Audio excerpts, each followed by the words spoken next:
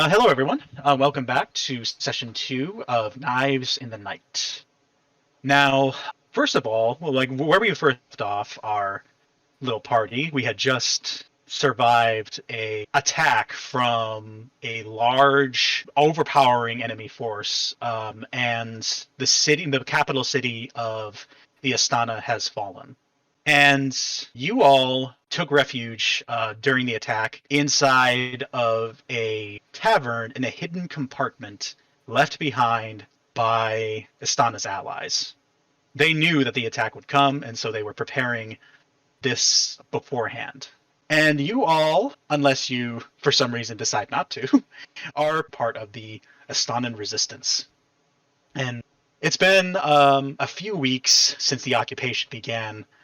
The first few days were filled with violence and attacks, and for the most part, you were advised to kind of stay indoors, and to not leave. After the first few days, the city became fully occupied, and now the Moblos and their allies have moved in. And I was wondering, what have you guys been doing in the meantime? This is about the second week of their incursion, and since all of you are not they don't know who you are, so to them you're just a civilian, kind of wandering about. They took a lot of weapons, but you were able to hide your own weapons, to prevent them from being taken. So what have you guys been doing in the meantime? At the market during my still been trying to make some coin, even during this time of chaos, and I've just been, any customer that comes through, I make sure to spread the word about the discontentment for the Moblos. Really spread a smear campaign against them. Okay. Even though the smear campaign is just the truth of what they're doing. Okay. As you are in the market, you notice a lot of the discontentment you are quietly spreading. I'm guessing you're doing this quietly and subtly, right? Yeah. Okay. You've noticed that a lot of you whisper to others, match their own expression. Faces nodding as you tell them about their own troubles, and you see the Moblos soldiers just taking, pretty much giving pennies for what you know is worth so much more. Even though they technically paid for it, they are essentially looting the place. You see it all around you. Vendors getting such small returns from their occupiers, and you see more and more soldiers pour into the city by the day. Sebastian, I'm sorry, Ike. What have you been up to? Well, Ike, Ike's just been taking advantage of the situation, and all these saddened, what do you call that? Widows, or just women affected by this situation, this invasion.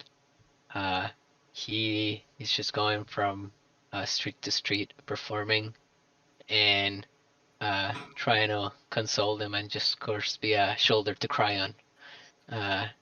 Of course, he's enjoying the time of his life. Okay. But other than that, yes. Now. What? Being like, so, widow, I hear you're single now. Well, okay. Not like that, but but at the same time, he's not happy with the. I mean, he's happy about the side effect of the invasion, but he's not happy about the invasion itself, because he's been treated bad by the occupant military now, and he's trying to. I mean, same as he just performs in the streets. When he's with the refugees, then he performs songs just to talk smack about the southern military that invaded. Okay.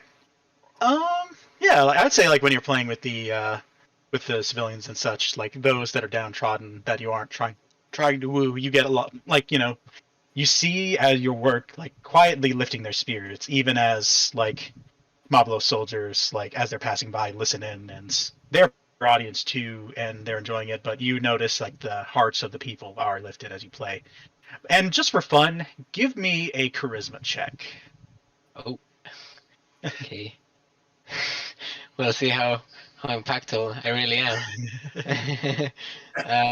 Okay, 1 second. I need to open up my own D&D, my own character as well, so I could track the rolls. Okay.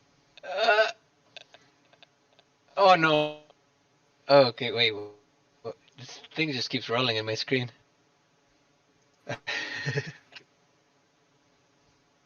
Oh. What did it say? Oh. Got a 1. I got a 1. Oh, Okay, no. I guess. Oh no. Yeah. So I am the worst part in the existence. no, like this wasn't for like your playing ability. This was for you attempting to woo the widows. So many that don't outright like like you don't have any success trying to woo the widows. Like at best you get like more tears, and at worst you get angry women chasing you off. But in the meantime, you have noticed that in the tavern. Actually, do you go to the Turtle Tavern from time to time? This is your like hideout. I'm guessing like, do you have a place elsewhere, or do you come here from time to time? Well, I would say this is the place that saved me from dying on the invasion, the initial invasion. So, yeah, this is kind of like my home. Okay.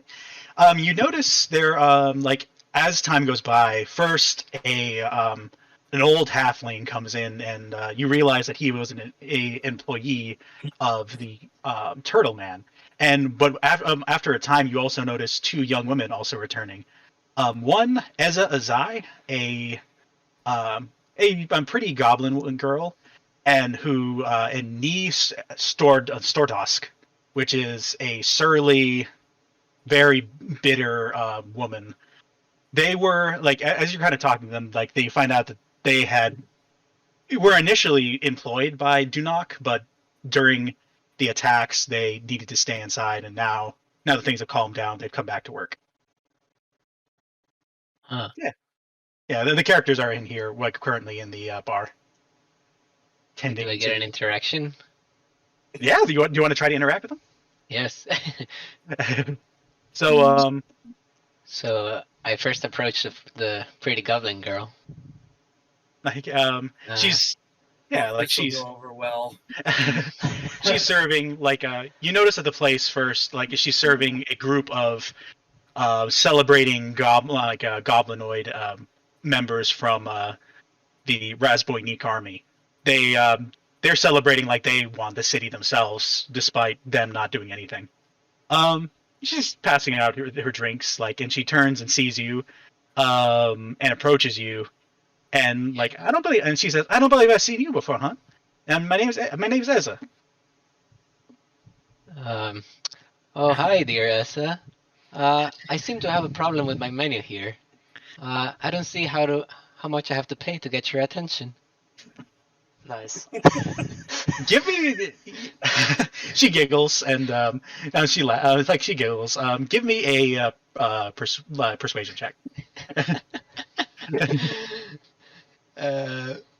Persuasion. Or actually, persuasion or performance, like whichever is better. So. Oh. They're both boosted by charisma, so they'll probably be the same. Let's see. Oh, looks like we're eating chicken dinner tonight, guys. Uh-oh. Oh. Wait, what? I got a 16 plus 4, Oh. I guess. Yeah. Nice. It's not an So- 20, but you know. Yeah. she like she Pretty funny. of course she giggles B and minus. That's pretty good. she giggles. Yeah, she giggles and you notice that some of the tension that on her face that as she was dealing with the goblin customers fades as she laughs and like, oh shush, hon. But it's like my attention's free, honey. No, I'm free for you. And she pats you on the shoulder and goes back to helping customers. And across the way, you catch a angry glance from Nee as she's serving a few non-soldiers that are quietly enjoying their drinks in the corner. uh, all right. Could I just quickly stop her and tell me, wait, before you go, just tell me, uh, what Oh yeah. what Yeah. is it that you've heard about the situation around these days? She nods and says, "Well, of course the Moblos moved in." She kind of like walks away, like a little away, so that they're out of earshot. And these Razbouinique, they've been tearing this place up. They've been celebrating all around like they won the war. They all come in. There's so many of them, and they just drink all of our beer and hardly pay anything. I heard though that the armies in the north are still fighting. Uh-huh. Oh, well, thank you, dear. Now, if Yeah. you must go, would you just lift your lips and hear there, then? You know what? Yeah, like she giggles and plants a kiss on your cheek. Hey!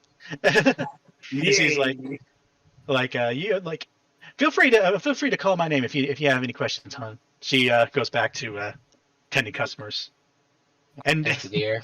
as you doing that, you see Nee approaching you with a mug of beer, and she shoots you an angry glance, tips it over a little bit so it spills in your lap a bit, and says, "Oops," as she walks away.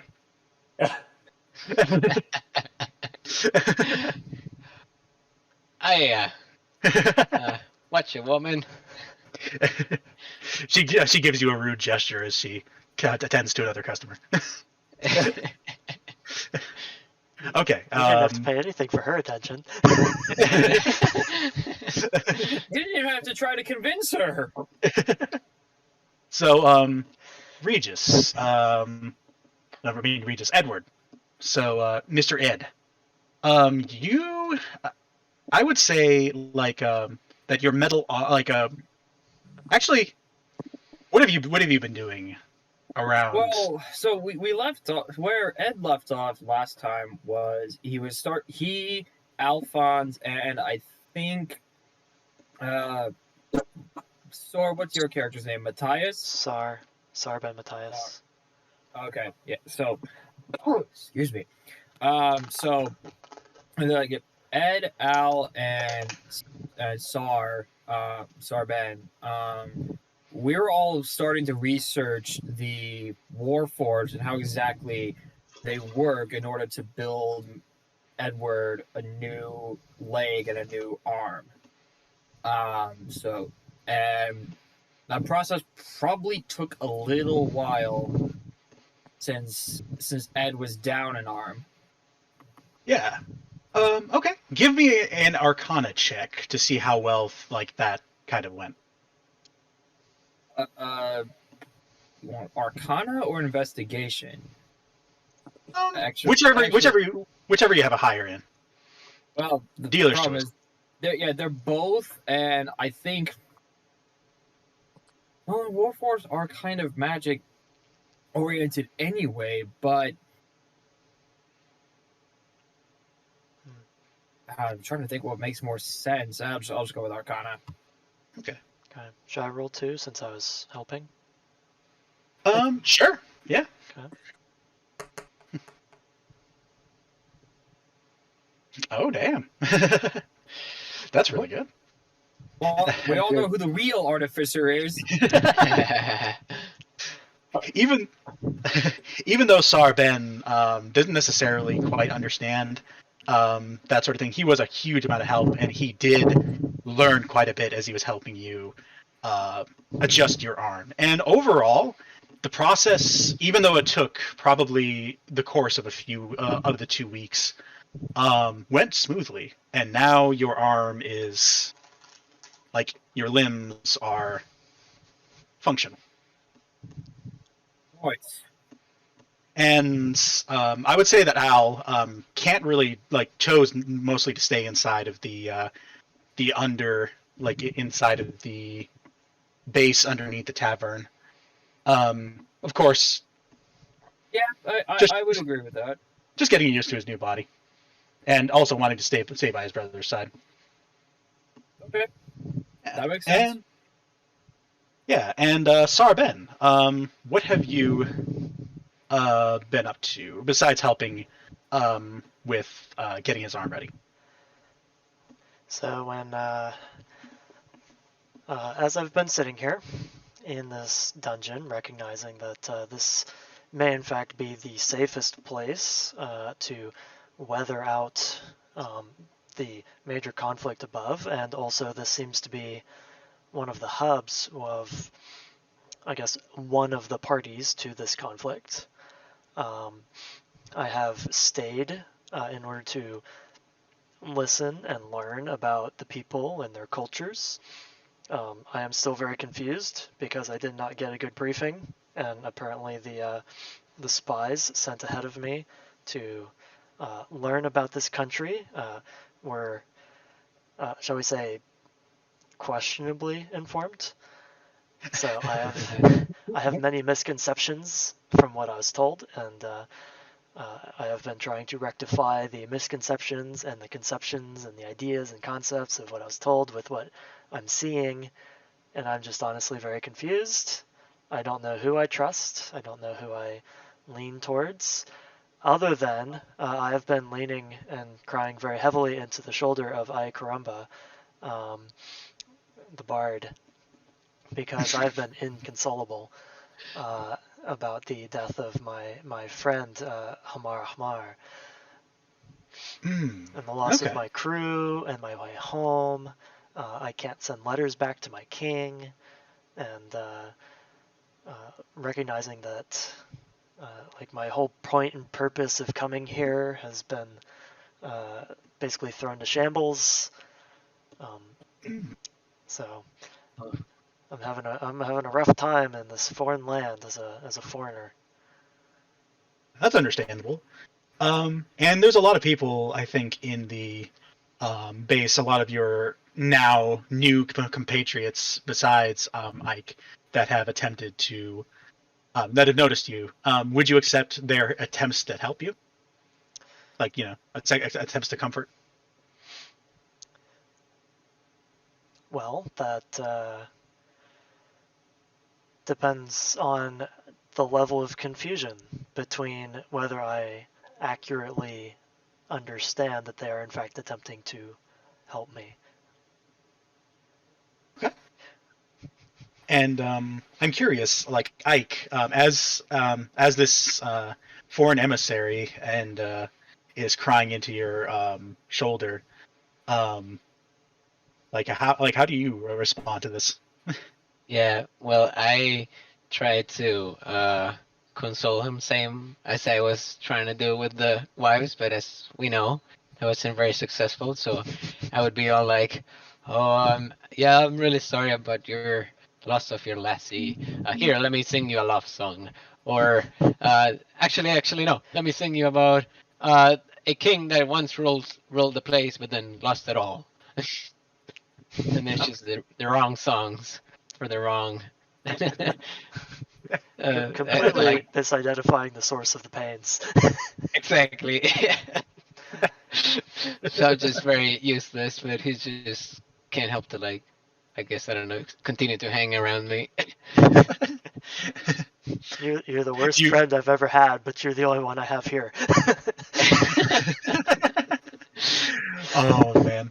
And I'm curious, like, what are some of the misconceptions that you're being challenged with, as like in between your grief and dealing with the situation around you? Like, what are some of the misconceptions that you now have to struggle with?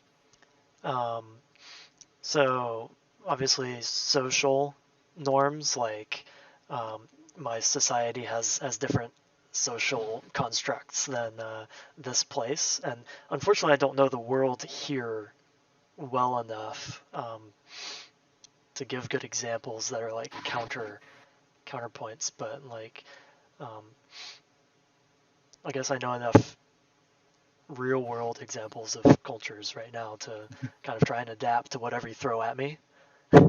Yeah. um.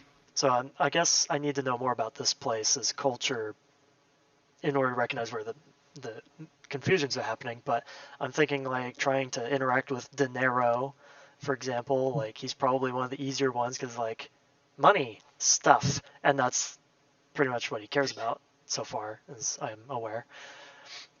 So Dinero likes to. He chats you up. He's a very outgoing guy, and he usually gives you remarks like, "You're obviously new here, just by the looks of you, bureaucrats. Get that ouch. governmental nonsense and fix this problem. Do something." Yeah. Wow, Dang. I'm making friends. Yeah, way to go. Oh, how you really feel? Why don't you? Well, I appreciate that the relationships are not all rosy right at the start. This actually makes it more fun. He's content with you. He's just not absolutely in love with those who levy taxes against him. Mm. But he's content with you.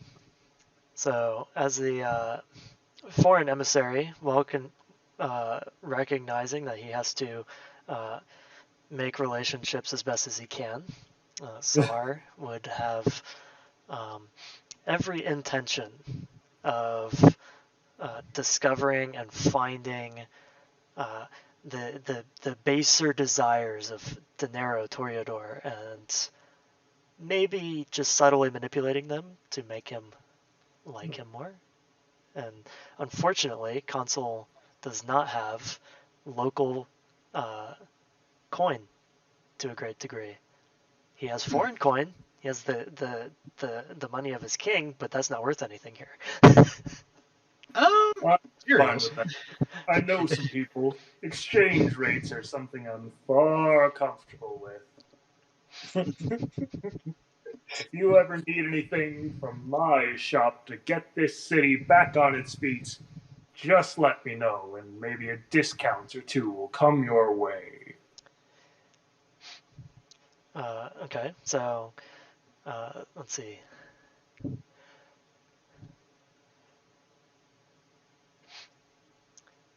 Well, we can start off with acquiring the needs of the local the needs of the tavern here in terms of necessities, medicines, and whatnot. Couldn't agree more. Let's set up a base camp from these ruffian Moblos Dominion. Yeah. And so I go about probably trying to make contracts and like more business-minded relationships as well, trade agreements and whatnot. At the same time, I'm also tinkering with Edward and Al's arms and legs and bits and pieces and trying to understand them. And clearly, I'm from a backwoods kingdom with minimal technological advancements, but I'm chronicling what I'm learning, and I'm putting together reports and schematics with the degree of detail that I've been trained by my king to write down. I'm going through ink very quickly. Excellent. I would say that you would find some success with speaking with. Would you be approaching people like on the underbelly of society, or more like tavern keeps and such, or like local stores, like when you're trying to get supplies and establish like agreements and such? Being new to the area, not really knowing anything, I would probably be interested in knowing more of the up and up, well-standing people. Okay.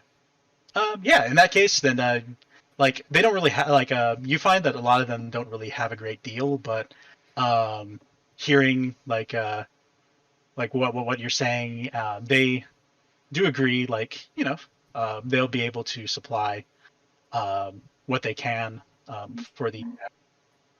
Do you mention the thing beneath the area beneath the tavern, or do you just kind of talk about the main structure itself? So if I like go outside, I probably would not mention the tavern. Okay.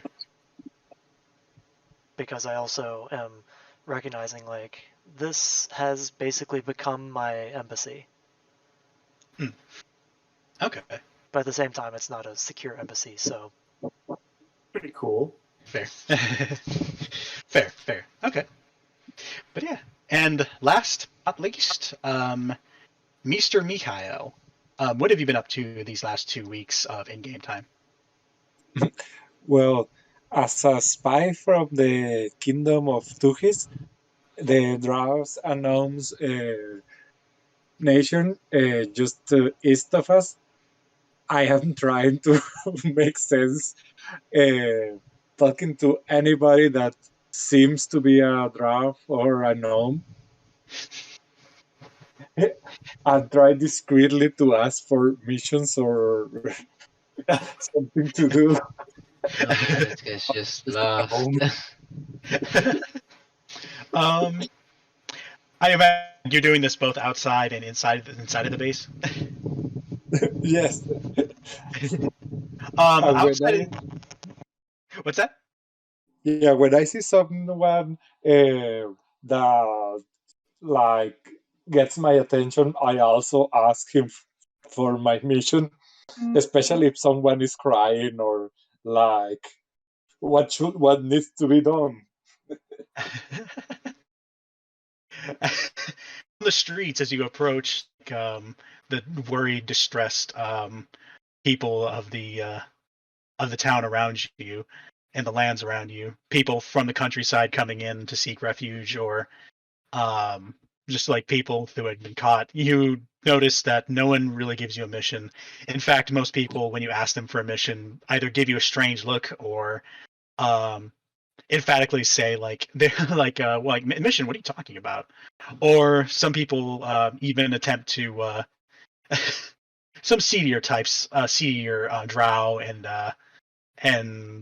that such attempt to give you like rope you into criminal schemes, saying that that's your mission. Oh man. Do you recognize that they're just manipulating you, or do you just accept it? Roll perception. I asked them how that will help the kingdom.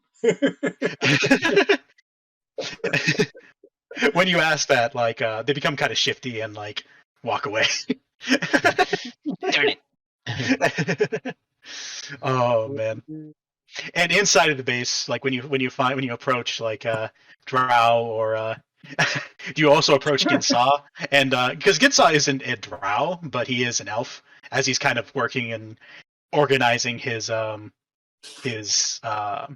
cell. Do you also approach him? Yeah. Ginsaw, looking up from his actually, so you go up to him and ask him like what your mission is as he's working. Yes. He looks up. I got it. They got the elf, so nobody will think the elf is in charge.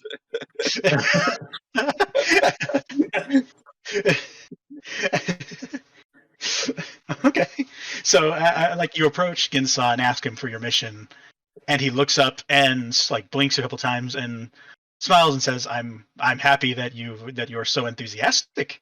Come back, like in fact, I'm going to be addressing the cell, like everyone in the cell, later this evening. Come back, and I will have your mission for you." But how is going to be a secret mission if everybody knows? He blinks. He looks around and says, "Yes, this is like we are part of the secret mission. Like we are all." He gestures around, like, "Are we not all part of the secret mission?"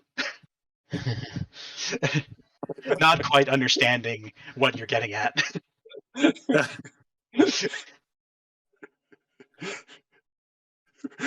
I guess Mihal falls into depression, understanding that the kingdom just told him to go and die. He's starting to realize that. Yeah. Oh man. Oh man. Okay. So now that we've kind of gotten the update, the scene is set. Night is starting to fall on the second week of the occupation. Upstairs, like through the magic that allows sound to pass through but not out, you hear the revelry of the occupying army as they celebrate and go about their normal thing. If you were to step upstairs, you would see the hall still filled with the goblinoids celebrating their victory, and Dunak serving them and still wondering where his wallet went. He's been looking for it for the last 2 weeks and he has not been able to find it. He's probably asked all of you at least once if you've seen his wallet. And but in your neck of the woods, though, in the caverns beneath the tavern that everyone else sees, Ginsa asks all of you to come to the meeting hall, right here. Okay. Come, come. We have much to discuss. My Coming internet is back. still up, but Dinero agrees and he follows towards where you're motioning to. Gotcha. Okay. So as he's was what's that? was a time associated with this, or is he just calling out in general? He's calling like this is to kind of address some situation. So he beckons you all in, and he's been giving these sort of quick updates. Like he asks you to be able to sneak in at least every couple days to check in, and sometimes he has you all gather here for a quick briefing. But this time you see his a look of concern and determination on his face as he's looking over different maps, and behind him you see a frail-looking creature, something almost Oh wait, I think you're cutting for me. Yeah, I think he Brian. broke. Yeah, that you was weird. A frail-looking creature behind him is all we Sorry got. about that. We lost Yeah, Brian. sorry about sorry about that. Your DM had to step away for a second. Roommate was asking me a question, but so behind Ginsaw, again leaning against the wall, you see this frail-looking creature with sunken eyes, and like it doesn't look quite human, but you know that it's you recognize this, Ed. This is a speaker. It's the rest of you don't know what that is. And Ginsaw, having gotten the attention of the crowd, looks to all of you and says, "Things like thank you for all being able to come. Thank you for all coming." Leans forward and says, "Tell you the truth, things are starting to move forward. Different cells are being set up across the city. We are making connections and such, and we're going to start moving into more active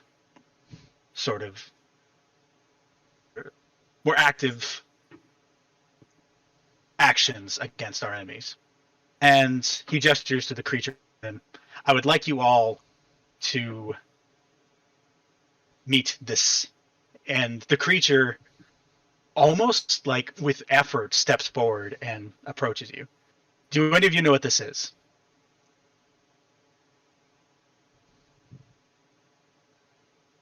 Ed, do you remember? What kind of checks do you want? You would know what this is. You've seen this being used by other armies. This is what your army calls a speaker.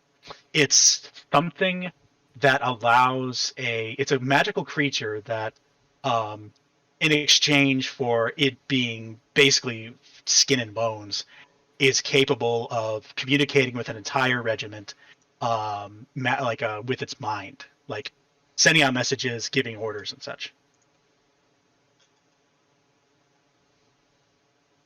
Oh, okay. Yeah, that's right.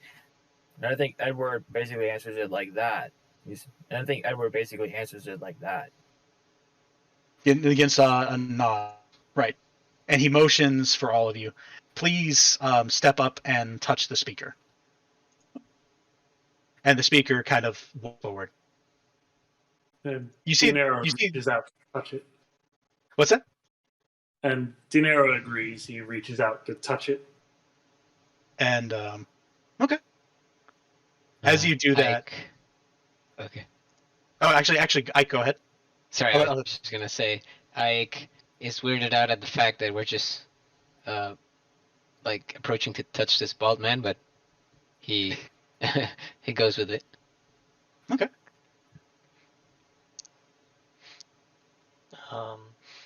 Consul Saar would observe and see that some people are touching it and some people are not, and he does not know the qualifications to touch this individual, so he will abstain. And okay. And Al, I think, would step up and touch it, recognizing what it is too, because he served in that army as well.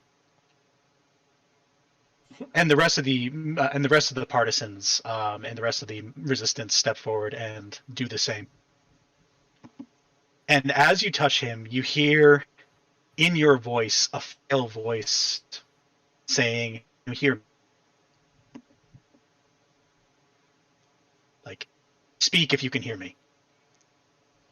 And you can hear all the ones that touched him, all the others that touched him, saying yes, that they can hear him. Is this out loud? Yes. You don't hear it since you didn't touch him, but the rest do.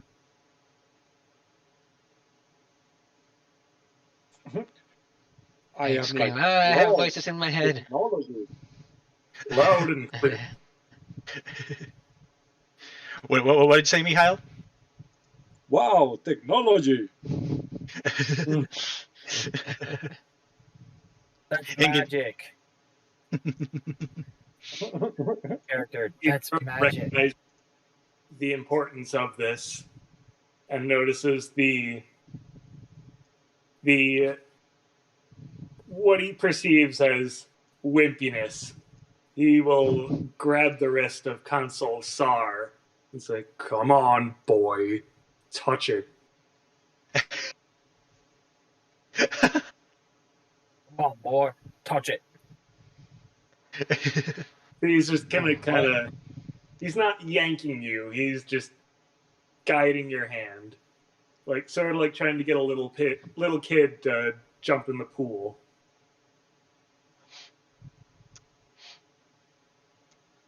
So this is sort of a compelled action, but I could resist it if I wanted. Yeah, you can resist. Yeah. Okay. Yeah, would you resist?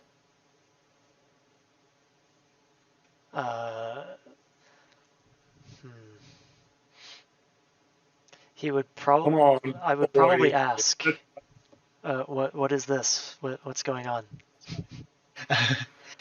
What's all this? Ginsa, What's all Gin, this? It's a victory.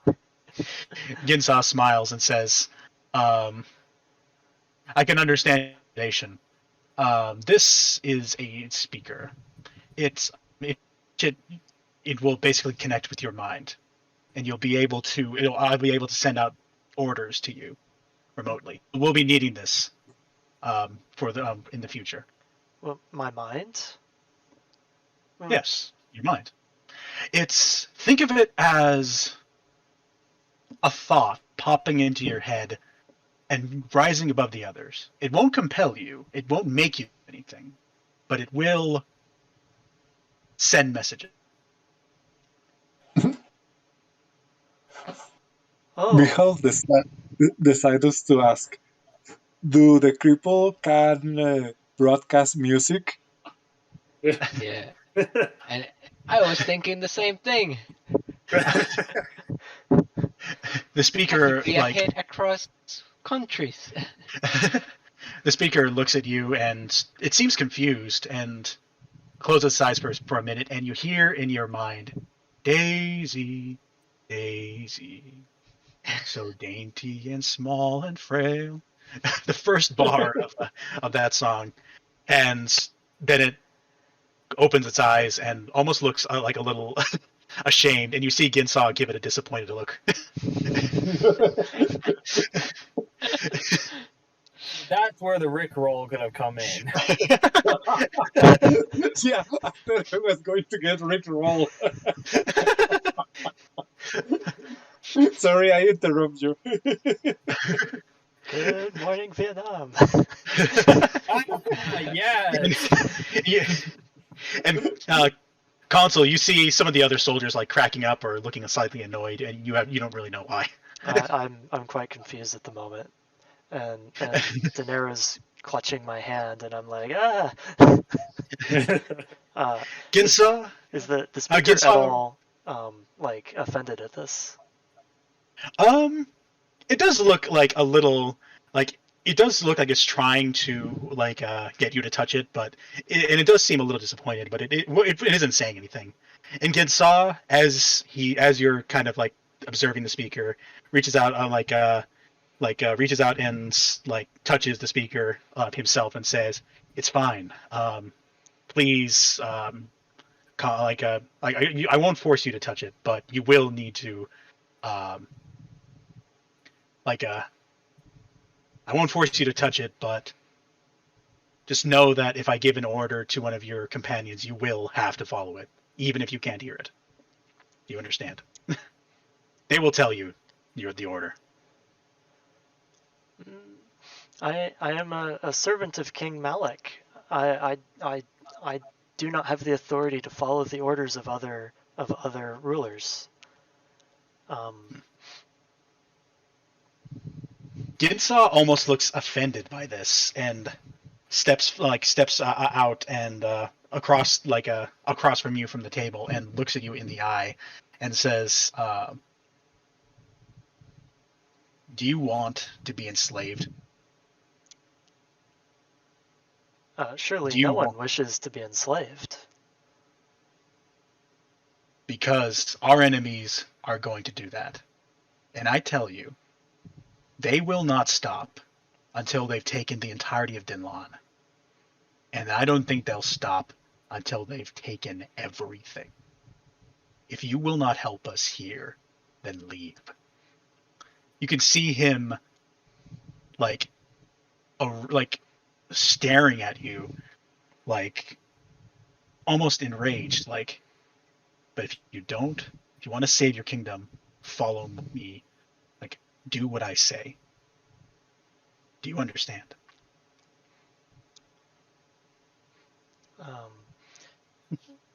Surely I do not understand. My kingdom has no part in this war. Why would the what do we say they were? Merlon? Mablos. Mablos. What argument would the Mablos have with King Malek? Ginsa steps forward, steps back, and like you can tell he's fuming, and he doesn't say much, but he says, "Do you know what the Endless Empire was?" Well, let me do a history roll here. Wait, What? we can Wait. roll history? Yeah, like if you want, yeah, like I don't think the rest of you would have to roll for the Oh. Endless Empire, considering like this place was once like part of the Endless Empire. Oh. So I'm an ignoramus. Oof. Show me your ignorance stat.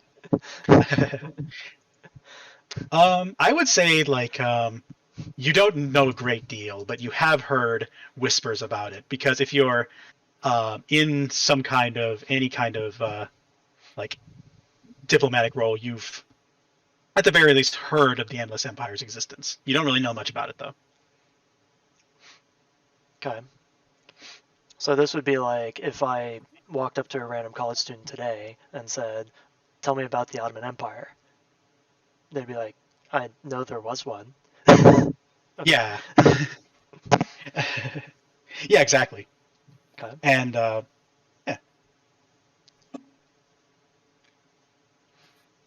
Okay. So I've heard the name of this endless empire before, Sir Gensa, but I know not its significance.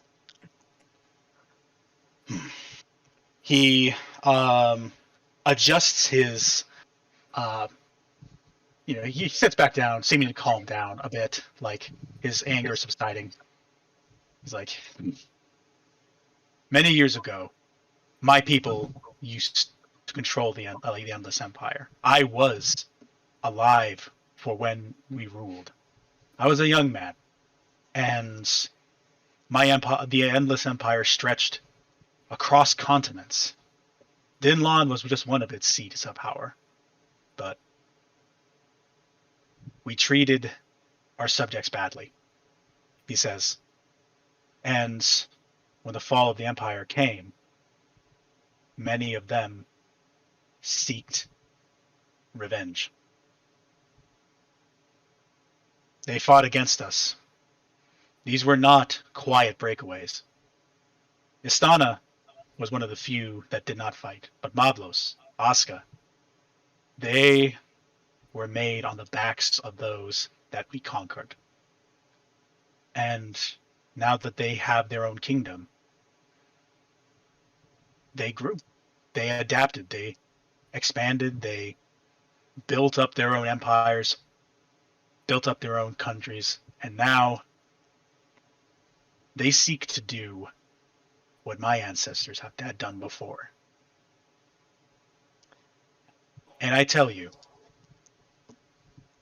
when they retake all of Dinlan, they will stretch out, they will expand, and they will create a new empire with them as ruler. And I promise you, Saar, you may not know the atrocities that he looks guilty as he's saying this, that my people perpetuated. But I can promise you that they will be worse. So please, for the sake of your country's future, will you work with me?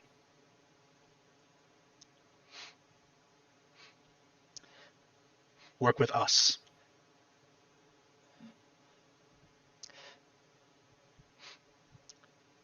And all around you, you can see like the other members, the other soldiers looking out at you, like almost in a tense situation. They don't look angry at you. They look more like confused and like what's going to happen. Sorry, go ahead. So I'm not very good at the D&D stuff. What is insight in comparison to like perception? Insight is if you're trying to discern if someone's lying to you or if someone is like hiding something. Insight is like reading the room, basically. Yeah. Okay. Perception is seeing what is physically in front of you. Yeah. Okay. And if you want, you can ask for an insight check to see if he's lying. Any of you can do that, honestly. Or his intentions. Okay. I have. My thinking here is I'm going to, let's see. Okay. Sir Ginsaw, then, are you saying that you and your people are the rightful authorities over the land? And as he speaks, I'm going to go ahead and put the. Oh well, that's.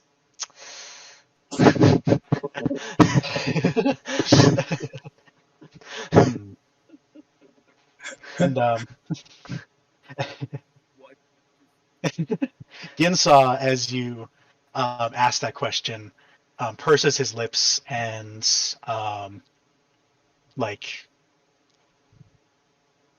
he says, "We once dominated this place, yes, but that was many years ago, and now we seek only to maintain what we still have. We are not the Endless Empire, and I swear to you that we will protect this place so that the people can choose for themselves." And you cannot tell, you can tell that the emotion is genuine. I think with that check, you can tell the emotion is genuine. Well, at this, I'm quite confused. Would not the rightful authority have the right to compel the actions of their subjects? What? Wherefore do you offer choice to your subjects? He leans back and says, "Right now, you may walk away if you wish."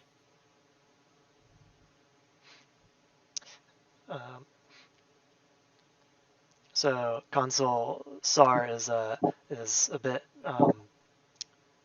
taken aback by this. He's confused by the idea that a rightful authority over a land could willingly offer his subjects a choice rather than a command, and he is honestly quite confused. It's called free markets, bureaucrat. And Ike just says, "Come on, lad, touch the guy. It's music in your head."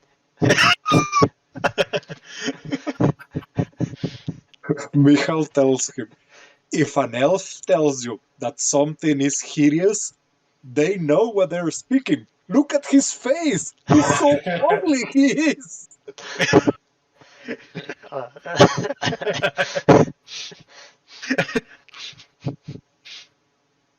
I think Ginsaw would ignore that crack, I think, because he's. Although you do see his eyes look at you, Mihal, as you call him ugly.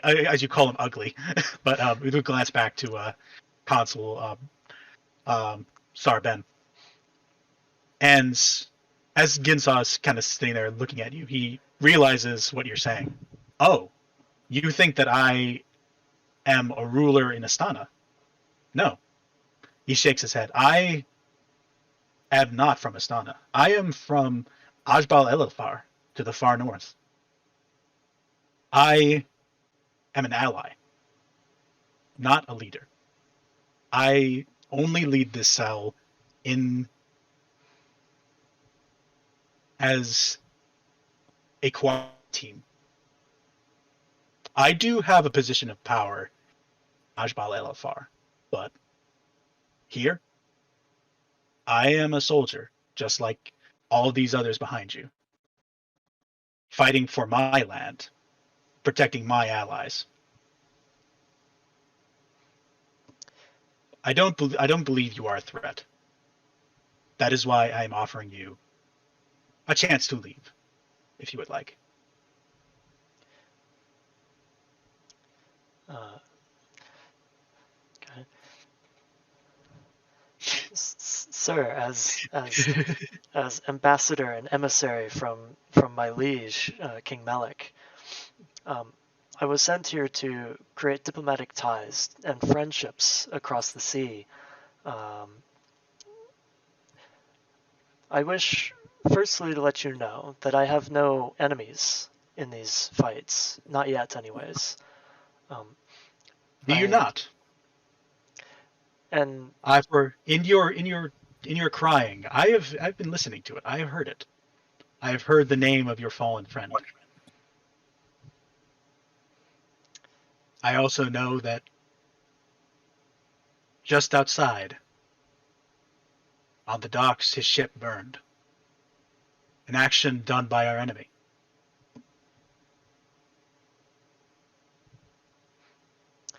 Now I ask you, the hellfire that rained down on us, would you want that coming to your home?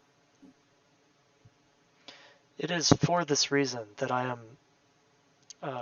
hesitant to make friends with such a strong enemy, or to make enemies with such a strong friend. And do not take this as me attacking you or your people. Rather, it is me attempting to remain as neutral as possible. I do recognize, as you say, that I could take this in the name of my king as an act of war against his ambassador. But I could also offer forgiveness by his name to the Mabros. As it is right now, it is correct, as you say. My friend Hamar has been lost in a war which was not his. I do not wish to join the rest of my friends and family into a war without knowing more about who or why we would be helping one side or another. As it is, obviously, I am friendly to this cell and to the people here, to the people of this city, and to the people who have been so, at least as far as I'm aware, innocently attacked by another foreign nation. And from as far as I'm aware, you, being somewhat of an authority, you may not have the word of the king in your land, but I recognize you as an authority, at least, and as far as I've been able to ascertain.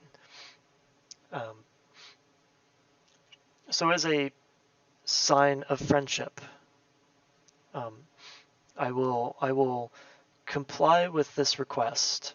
However, I do wish, and I do make this request, that I be recognized for wishing to maintain neutrality to the greatest degree possible on behalf of my king.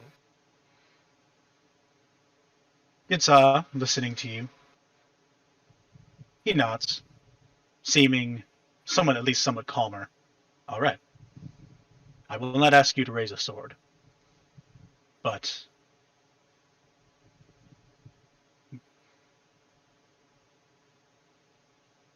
I would ask, in the capacity that you think that you can, that you provide us aid. Very well. Whether or not you choose. As representative of King Malik, I will provide as much aid as is right to do. And if by touching this individual is how you wish me to show that, I will go ahead and do so. This is a very odd custom. Okay. Because He's it's inconsolable over the murder of his friend, but unsure if the murderers are bad people or not. As you touch the speaker, you hear a voice in your head asking you, a voice you have not heard before. Can you hear me? I look very confusedly around the room. And In partial terror, screaming. And the speaker, with shaking hand, touches you on the hand that touched him, and you hear again, "Can you hear me?" And I speak with my mouth. Yes, I can hear you. And the speaker, smiling, nods and steps back. And in your head, you hear him say, "I don't wish to fight either." You don't hear, like, the people around you don't hear this. It's only in your head. And Ginsa, content, and in this he says, "Okay. Now the reason I had you all do this was because we are going to perform some actions." And he first steps up and asks, like, have any of you noticed how much better equipped our enemy is compared to us? Yeah, we definitely noticed. I've noticed. Good. I'm glad Yes, that you. yes, so did I. One of the things, Maybe just hiding. like, we would like to address that balance somewhat. What I am thinking, and I would very much like to hear if any of you have any other ideas. After all, we are a team. I am only the first among equals. I am part of this as well as you. So if you have any ideas, then I would be glad to hear them. We need supplies. We need disguises. We need weapons. We need anything that we can from our enemy. They've begun moving forward. Their campaigns continue across. Istana is still fighting, but our armies are waning. And below us, we know that Proaskana has completely fallen. And more soldiers pour in, including their metal monstrosity, which has been stomping towards the remainder of our army, of this army. We need to equip ourselves. I have an idea of how to do so, but if any of you have any other ideas, or if you have any other suggestions, I would be happy to hear them.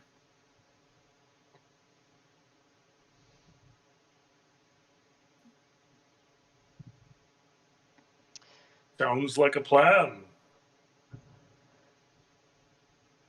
Was that as a DM comment or still Ginsa? Out of character. I'm kind of realizing that that he should give you guys orders first, and then if you guys have a better idea, you can offer it up. Sorry, like I'm still trying to figure out how I want to do this. No, I feel like That's fine. I think we all are.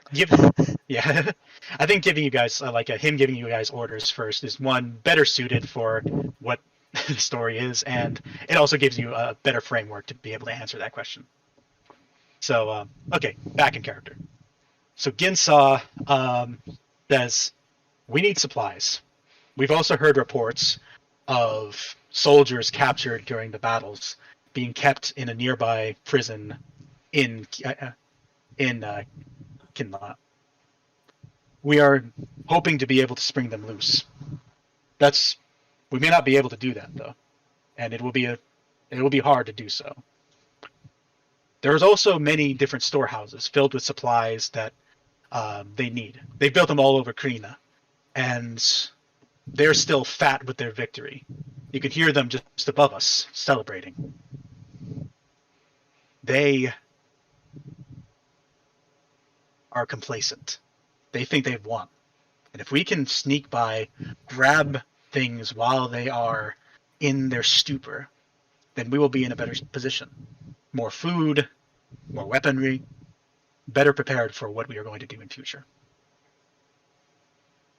Of course, if you have other ideas of how we can proceed, I'd be happy to hear them.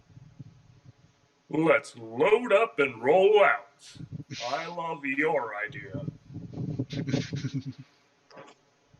I would say, well, I'm not looking to get myself killed out there, but perhaps could you tell me a little bit more about this group of prisoners, perhaps their demographics? Ginsa nods and says, yes. They are prisoners from the initial attack. They've been kept survivors. prisoners of war kept inside of a prison cell, inside of a prison complex not far, not but a few blocks away. They contain all of the many soldiers that were part of the guard here, as well as some of the auxiliary forces that were in the area at the time. Auxiliary forces such as? Medical, consultants, engineers. Hello, Ah. Paris. Well, I guess it can't be helped. Count me in. Okay. He nods, and so is it like I'm guessing that's a vote for the freeing the prisoners? Yeah, or just helping in general, but he's motivated behind it all by the thought of looking like a superhero to some woman out there. Okay. For context, he slid in front of you on the table 2 pieces of paper, 2 maps. One of them a prison complex, and the other one of the storerooms he was talking about. Seems wiser to load up from any gear we can get from the storehouse. Then use that for the prison break. Ginsa nods, like almost seeming surprised. Are you suggesting 2 operations in one night? If need be. Ginsa nods, and like that's something we can think about. He looks at the rest of you, and expectantly waiting for what you would have to say. Mihal says, I have to say, you look very weird, but you all think like drops, so I trust you all.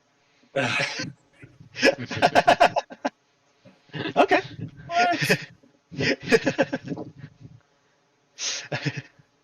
Al kind of looks at Ed and laughs, like giggles, like whispers in your ear, "You're not nearly tall enough for that."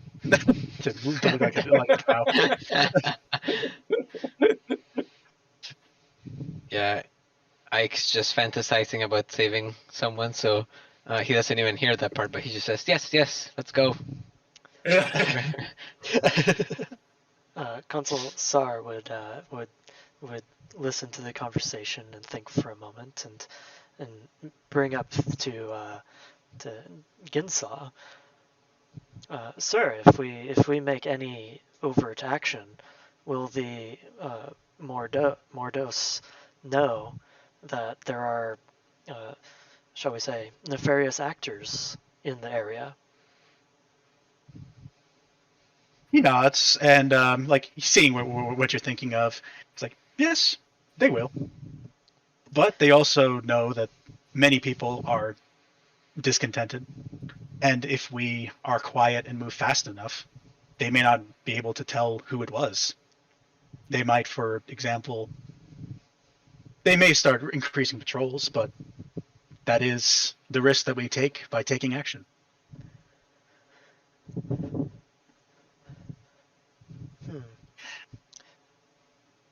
Or I understand that there is mercenaries in the army, so we can pretend to be other nation, and they will fight among themselves. Ginsa looks at you and like gives nods, like that is a very good idea. We don't quite have any. You see him rummaging through. Like he turns and starts rummaging through some containers, kind of muttering to himself. Well, let me let the DM run a quick roll.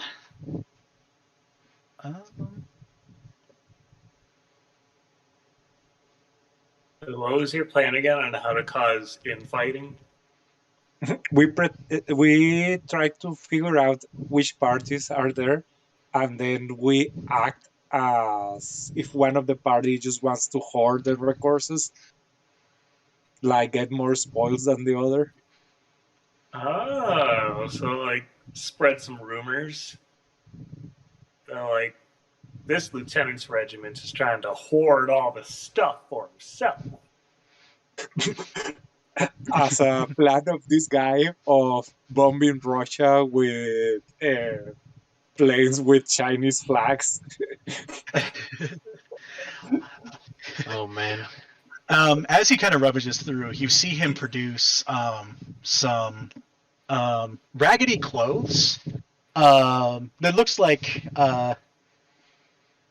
torn disguises. These were initially, he says, as he puts them on the table, belonged to the Razboynik soldiers that we recovered. They're a bit torn up, but and I don't think any of you would be able to fit that, but you might be able to plant evidence, especially if there is no witnesses, of a Razboynik attack. Of course, from what I've understood, the Goblinoids and the Moblos, their alliance is tenuous at best. So perhaps, he says, like, smiling like at Mihal with surprise, we could sow discord among their lines. Here, he takes a razor and cuts off like bits of like the symbols on the shirts, and kind of like lays them on the table. You could plant these. Perhaps,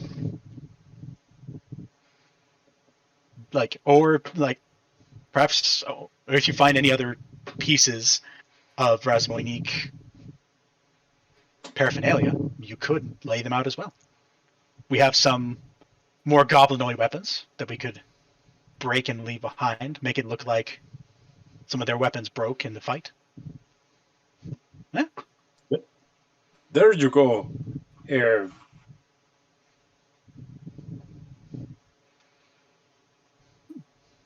Diplomacy guy, you are so wise in getting together. How do we cause maximum damage? Yeah.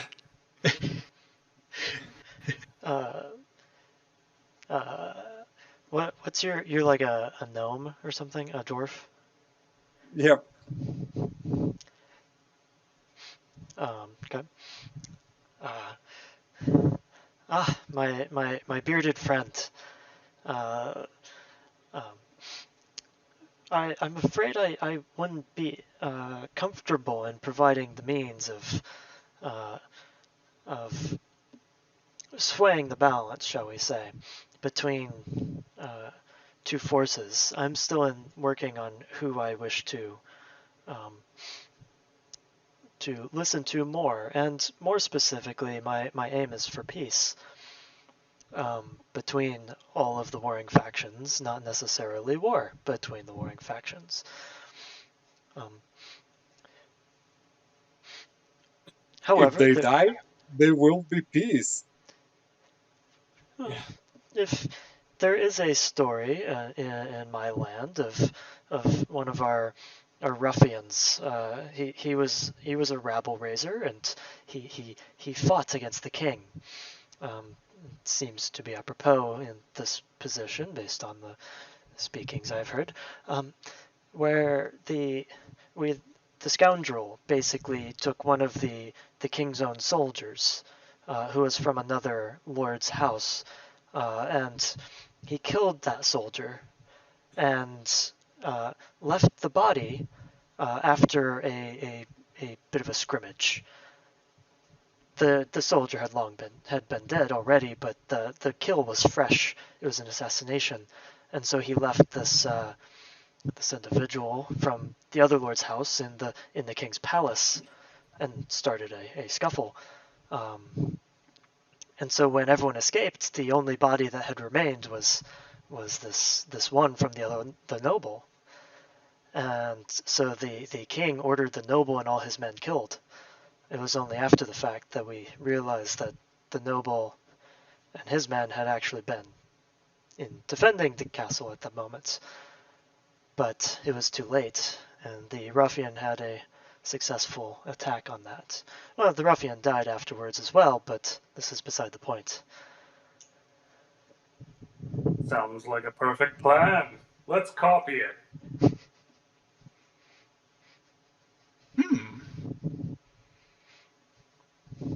Gets out like nods, like having listened to your story, and after hearing Dinero speak, he's like, that could work. Oh.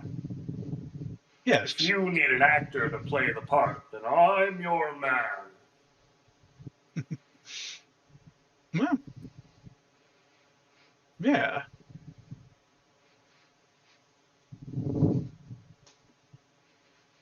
Yeah, gets like nodding. He says, I will provide any resources that you would enact that plan. And looks at Consul and says,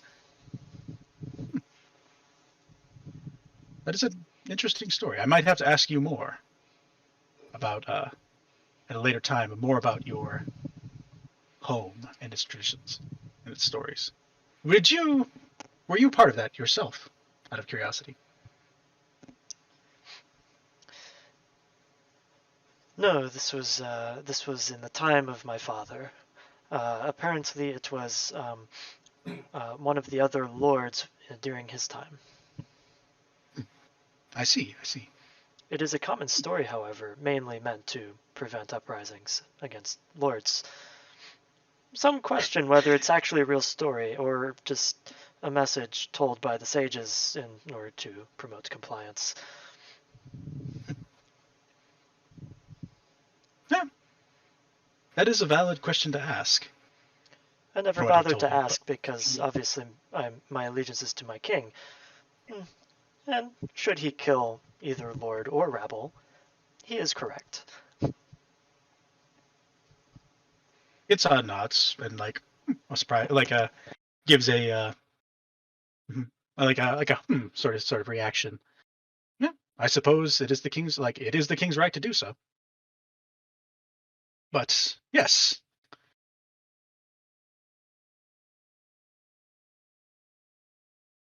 I would We happily could try the operation using this old, tattered uniform, but I have an idea that only a tradesman would think of.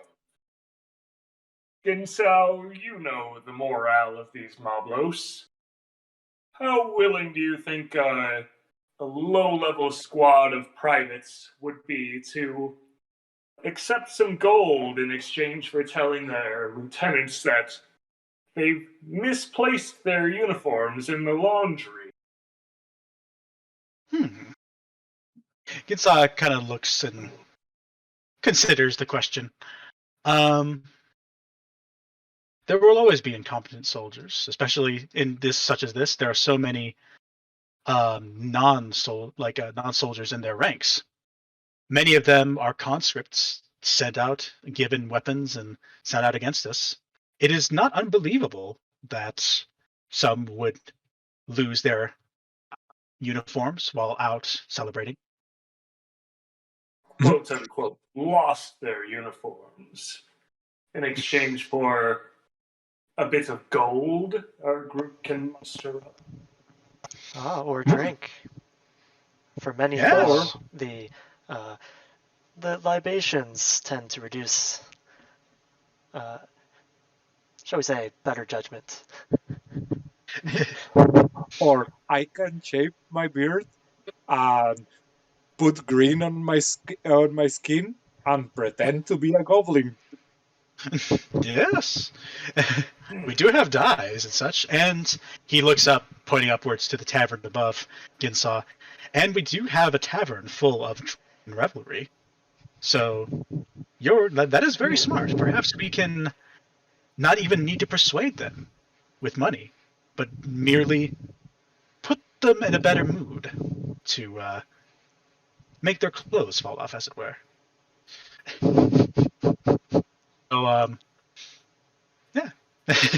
So it sounds like that's kind of the plan you guys are going for. Loosening up the soldiers upstairs. So we're loosening up Is the our soldiers. plan to like get them drunk and then convince them to give us their uniforms? Or just like get them so drunk, like take them upstairs to like help them cool off, and then just like there are upstairs. Gonna seduce them out of their No, uniforms? I wasn't thinking about seducing them. I was like, it sounded like you guys were gonna get them drunk and then, like while they're passed out, take their We're gonna clothes. take advantage of them. You didn't have to do that. We just needed the uniform. I feel like Ike would like the first plan. Yeah, I would be like, gentlemen, I am all in. I can be in for this disguising, but I'm sorry, I cannot do anything to hide my charm.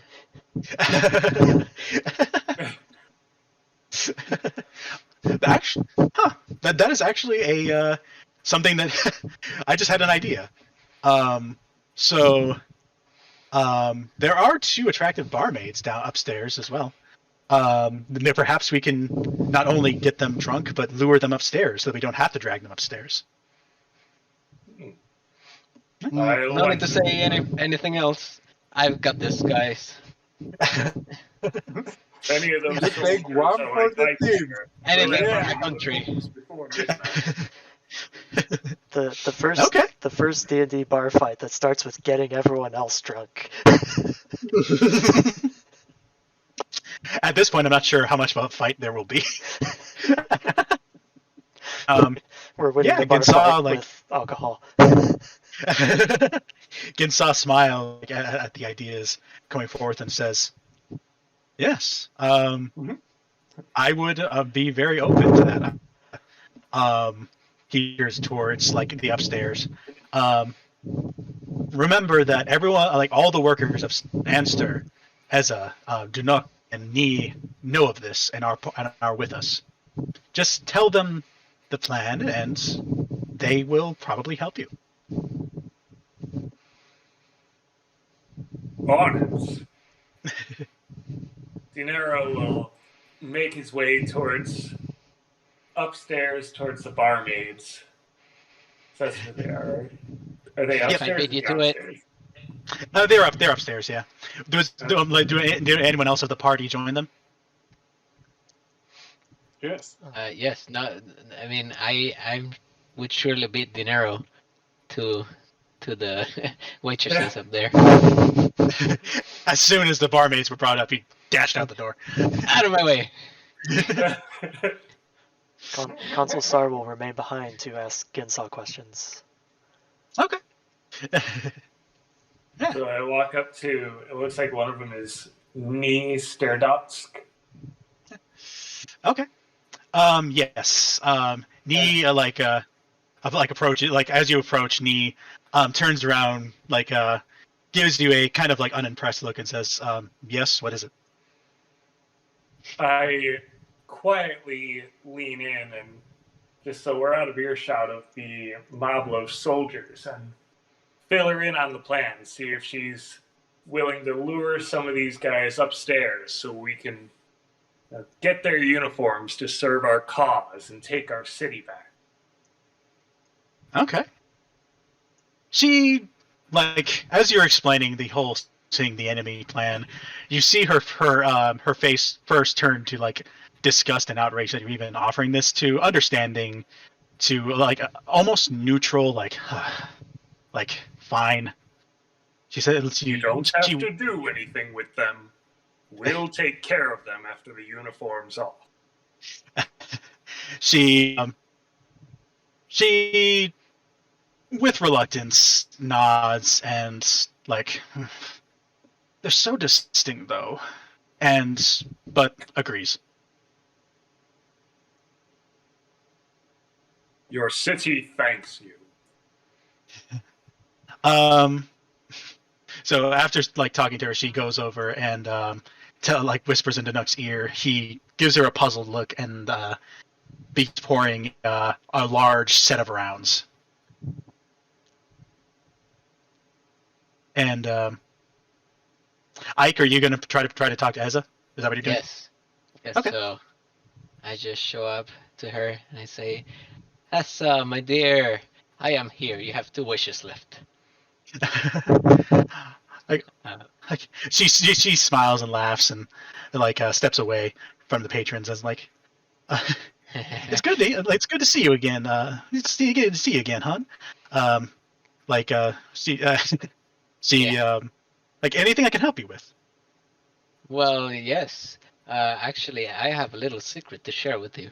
So I tell her about the plan. But emphasizing that. But perhaps you and I can have some fun before all of this goes through. Um, this is a really high DC to beat, but give me a persuasion check on that last part. You know, for practice sake. What is this? Persuasion? give me a persuasion check. Let's see. Uh,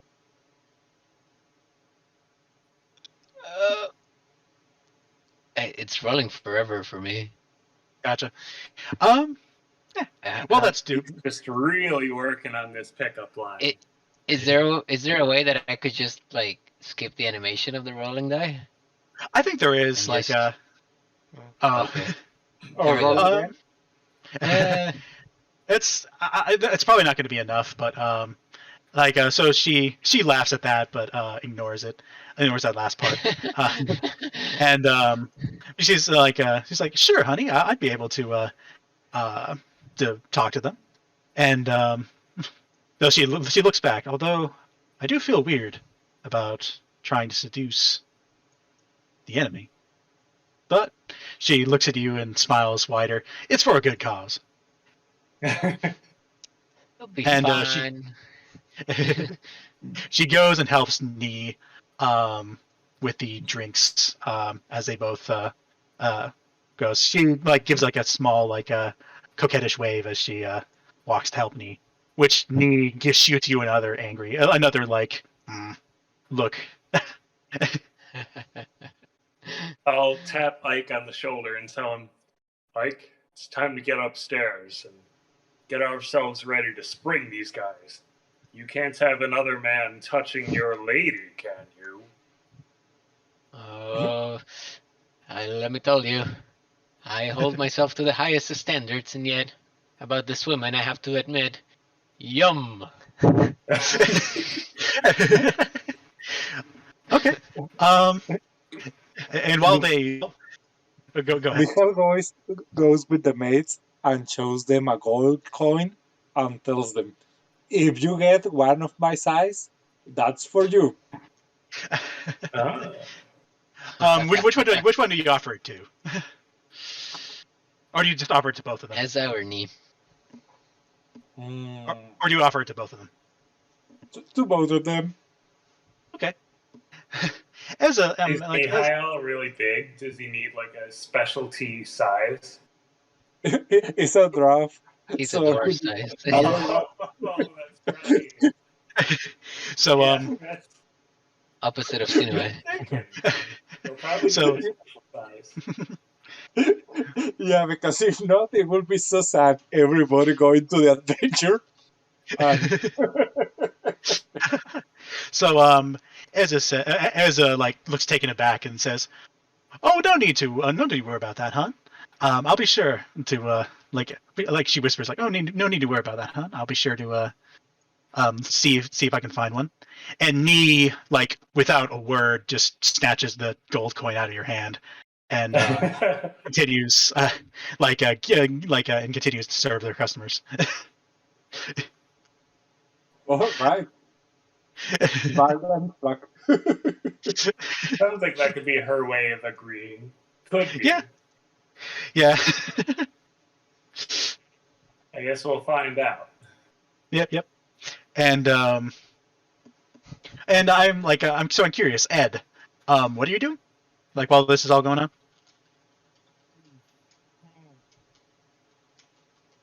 That is a good question. I think Ed's probably sitting there thinking, idiots. And I think Al would like. So we should probably get upstairs and help them with the with the The beating. knocking out the guards, right? The Knocking beating. out? No, knocking out? I thought we were interrogating. We can do that too. I mean, yeah. Why Once not? we Throw in once we have them in their underwear.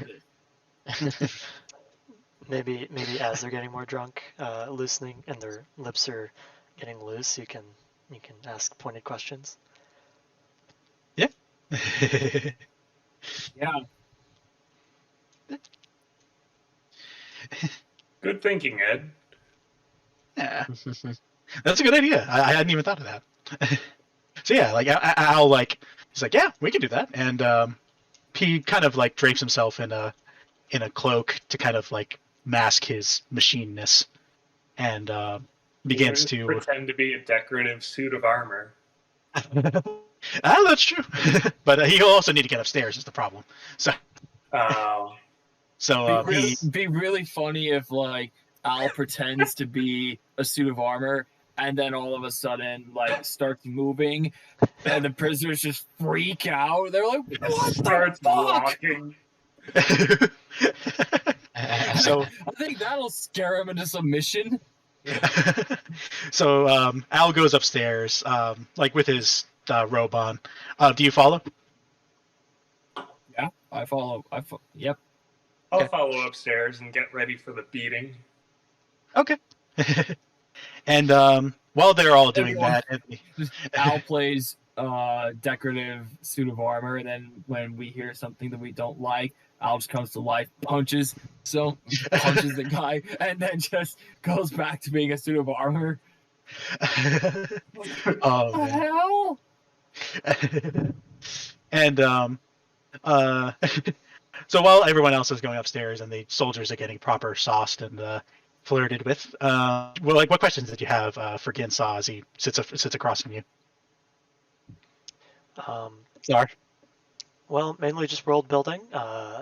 So questions like culture, religion, economics, probably an extra hand of economics. Though recognizing that those are in flux because it's a major war across the continent. Right. And Ginsaw is like, good questions.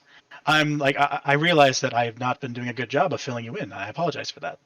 So, Ayastana, the place you are in, is one of the closest countries to the Nexus, a major trading hub for trade all over Dinlan. Many ships from all across, from the northern tips of El Hadar to the southwest of the desert of the desert dunes of the Preta. They all come through here to trade, and we control the river access from the rivers to the south. Many cross through here, and through that, Asana has been able to trade and to prosper amongst the nations. We, to a point where we are more cultured, there's so many different cultures here, it's hard to place one that is entirely Ayastanan. But the closest I can give you is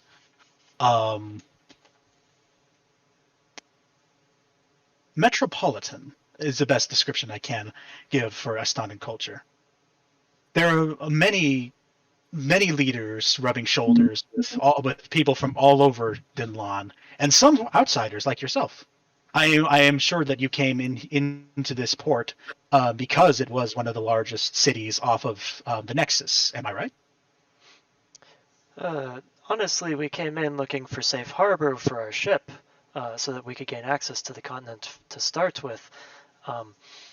It just so happens that by the geography, yes, this was a safe harbor, and also happens to be the Nexus, as you call it.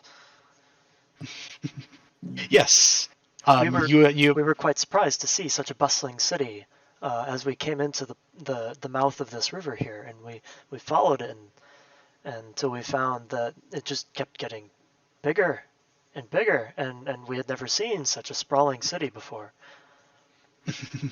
Yes, Krina is the capital of Ayastana, one of the largest cities on this side of the continent. I can definitely understand. I take it you are from a much smaller kingdom.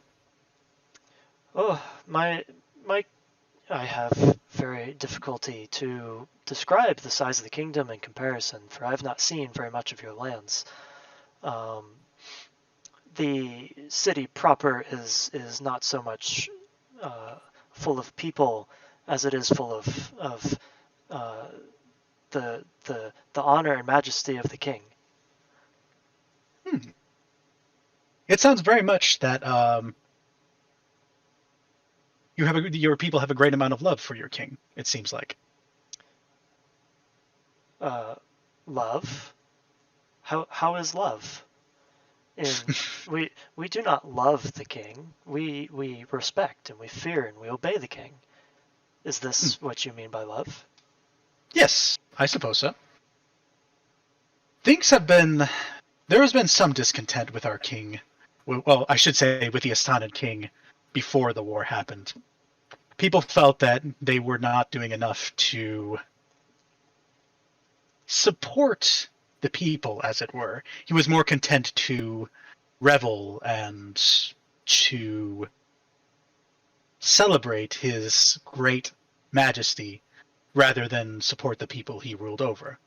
Well, that was until events that you were here to see have transpired. The people, of course, they could not say much to stop him. He is the king, after all. And like you say, the king has full control ultimately.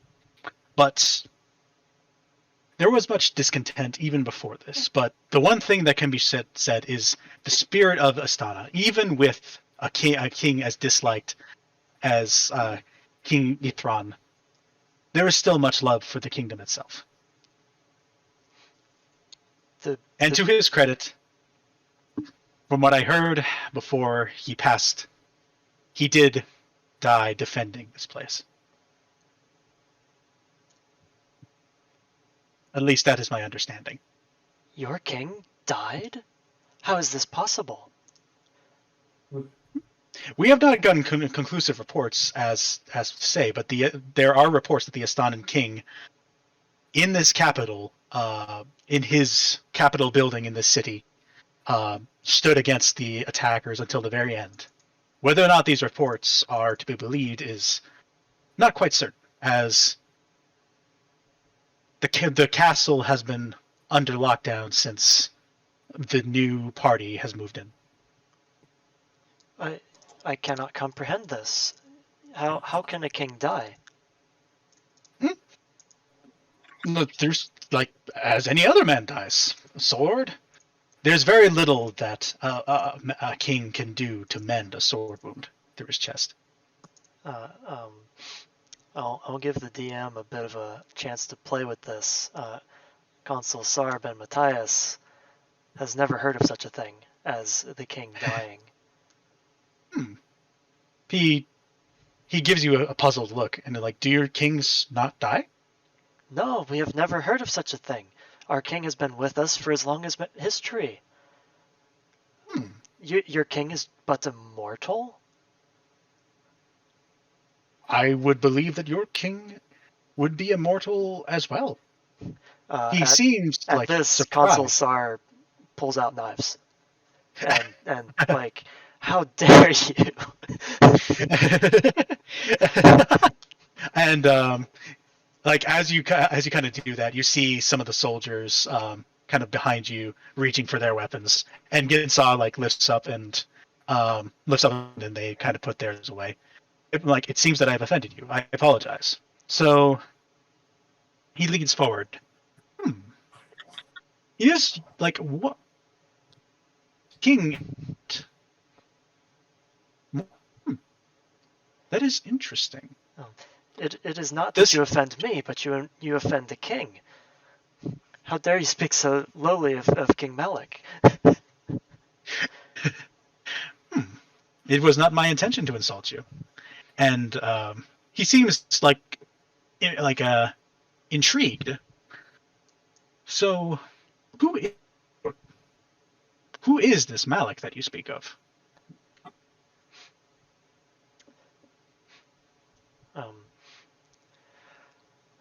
I have to make the lore of my own country on the fly.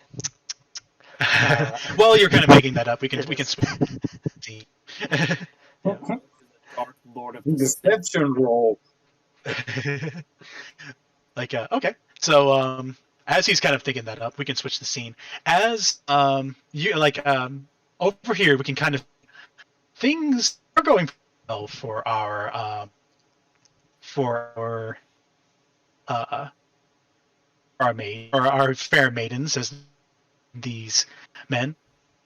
This was just anger at their goblinoid companions. Now they're turning attention to the active but hurt woman that is serving them beer, and the bubbly the bubbly that is mugs for them. And let me run a because I know I have a feeling that Miss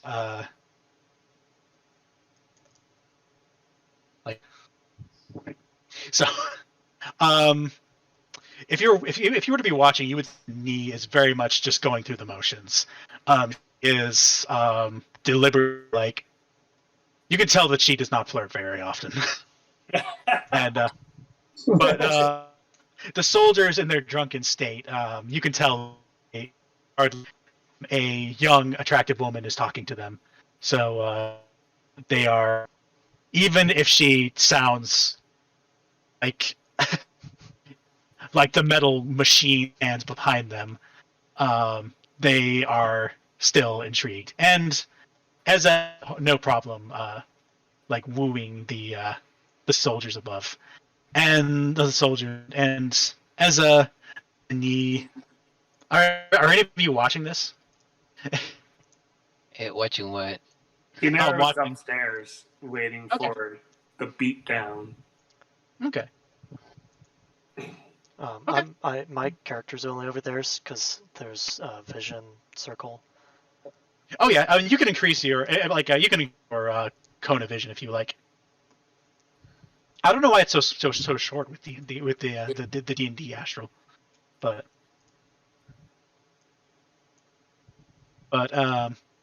yeah, and okay, so all of you are upstairs. Well, yeah, but we that can would be move if upstairs. you need. No, I was just make sure.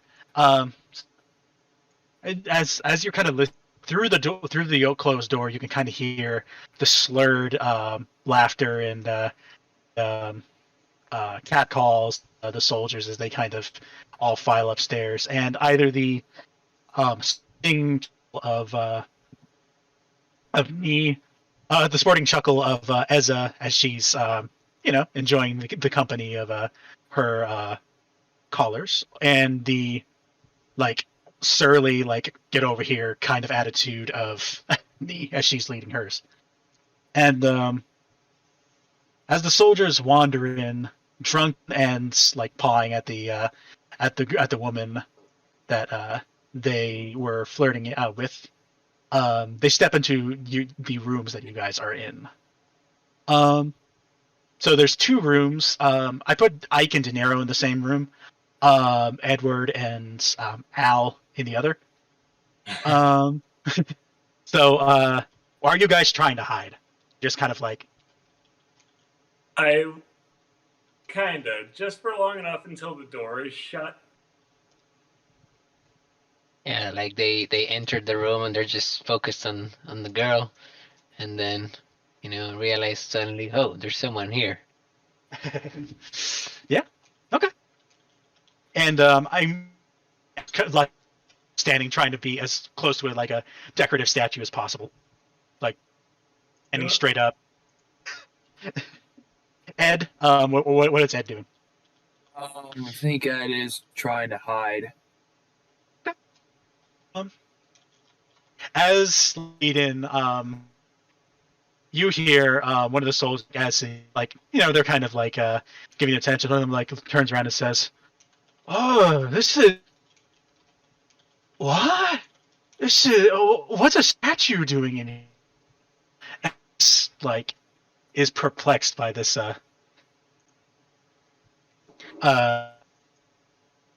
and as he's But like they're all drunk already. oh yeah, of course, like they got them nice and sauced before coming in, so they are like they are very much just like focused on like what's going on, and and then actually give me a stealth check. Like everyone that's hiding, give me a stealth. I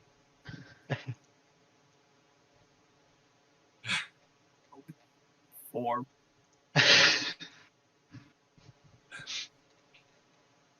Oh, baby. This is what happens when I don't play as a rogue. I can't hide. So, are you still? Is Cox still giving you, Meester? I'm good. My Wi-Fi has been reconnected for like half an hour. Okay. I rolled 18. Gotcha. When you were talking to Cox? I had a Wi-Fi outage earlier tonight, and yeah, I know, but I was saying, did you roll an 18 while talking with Cox? Just like the way you timed it, you said it right after you said that your Wi-Fi was connected. I rolled an 18. So roll a 21. So I can Dinero. They're still like they're attention only on Nee, who's like half-heartedly accepting their advances while dancing around like, okay guys, trap. And for like one of the soldiers, as he trying to get a kiss from Ezza, turns and says, "What? Well, why is that man behind? Who's that behind the couch?" And and the other soldier's like, "Another man in here! You hussy! What are you doing?" And you watch as these three draw their weapons, and Al comes alive, grabs of him by the neck, and you are all now in combat. Give me. Oh, I was about to like try to start talking to the guards with that. I mean, you can still try. Because like we're supposed to be trying to interrogate them, right? We were trying to steal. Well, and like yeah, knock them first out. the uniforms, then we can do whatever with them after. Oh, that's right. That's what we were doing. Mistakes were made. And I'll say because they're so like blackout drunk, they're not as good as like dodging and such. So let me draft up a new encounter real quick. I recently discovered the encounter table, which is makes the whole process such faster. Within Beyond? Yeah. Like, so let me draft up one up real quick. And So did you mean that we're all in combat, or just everyone in their room? Everyone in their room. I guess if you wanted to, like, if you still wanted to have the conversation, Saar, we could have that, like, for your turn, have that, like, switch to you. I will play as well. There's every possibility that by the time the second turn comes around, I might not have even made it all the way up to where they're at. I was saying like for your turn, we could have like you continuing to have a conversation with the. So a leader. scene change for your turn. Yeah. Yeah. So actually, apparently there's also an auto roll initiative, so I could. So yeah. Yeah, we can do a scene change temporarily. Yeah.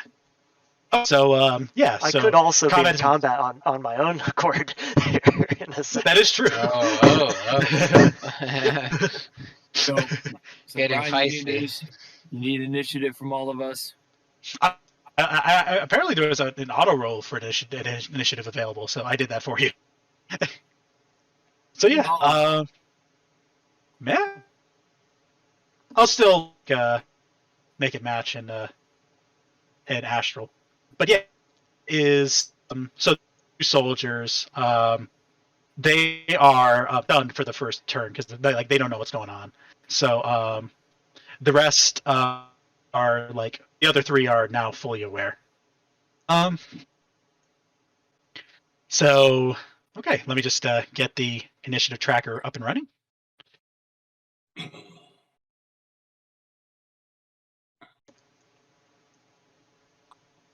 And it used D&D Beyond for initiative auto roll. Yep, I use initiative. Yeah, I mean D&D Oh, Beyond that's for initiative. cool. Yeah.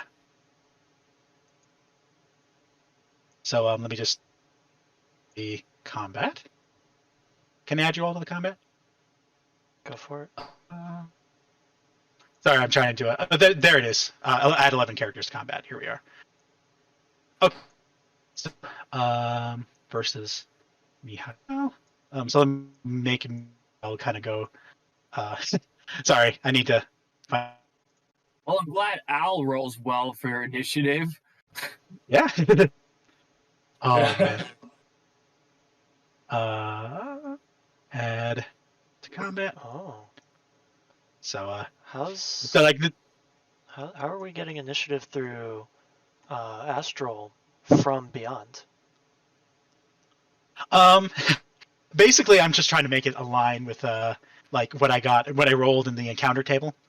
So yeah, where'd Mihail go? Like were you not did I forget to add you? Where's Mihail?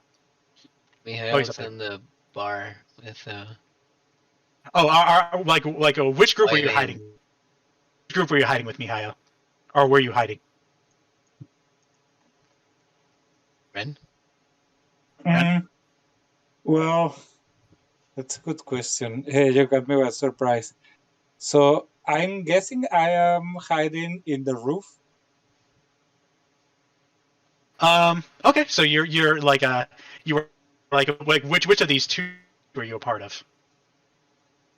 The one with Edward and Al, or the one with Dinero or an Ike?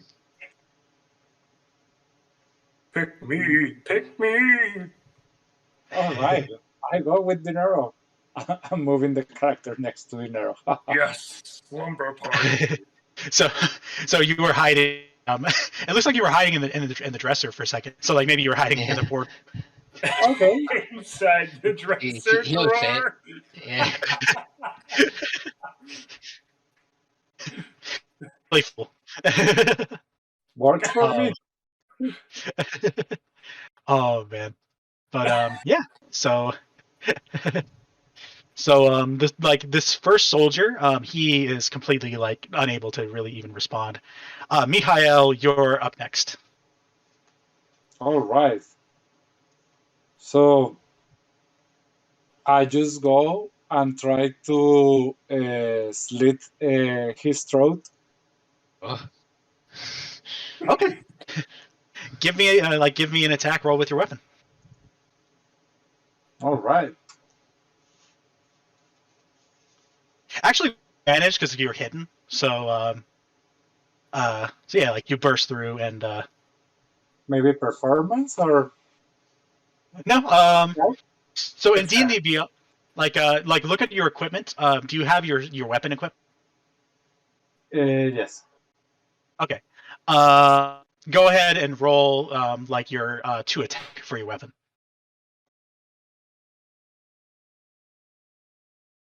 That's the number underneath where it says hit/DC.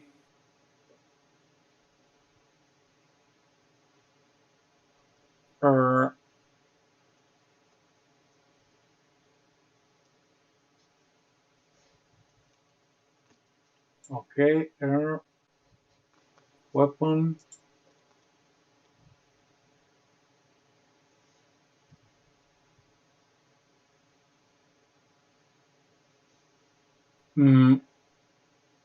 I don't.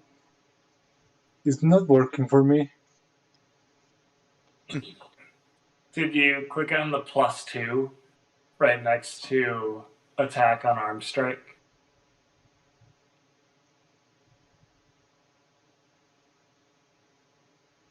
Or your weapon. I have strength, dexterity.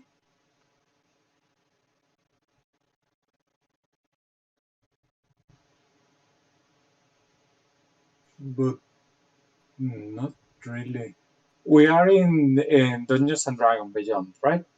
Yes, it's D&D Beyond. Okay. Would you like to share your so I can kind of help you? Oh yes, please.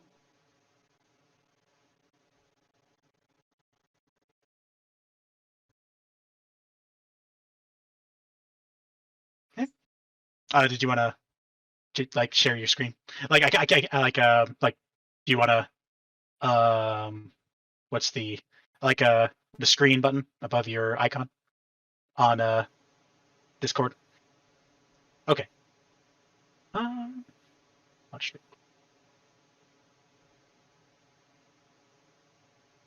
Okay, yeah, I see it. Oh, it's gone now.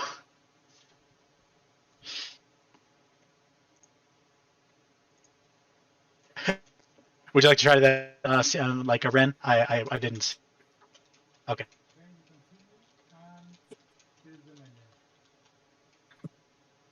So okay, and then go to your action if you have your weapon equipped. No. There's an easier sort of thing right here. Go to your inventory. It's like go to inventory, and then to the left there's.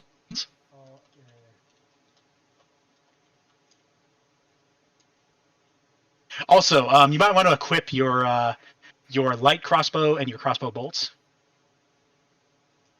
and your if you're wearing any. And yeah, scroll down a bit.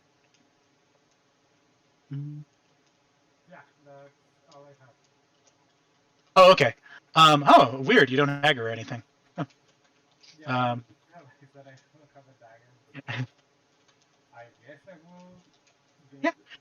Yeah. Like go to your right next to inventory. Actions. Yeah. And your unarmed strike with advantage. So right click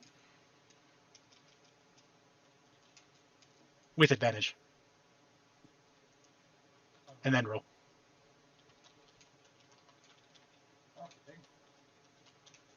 Yeah. I think it did a regular roll.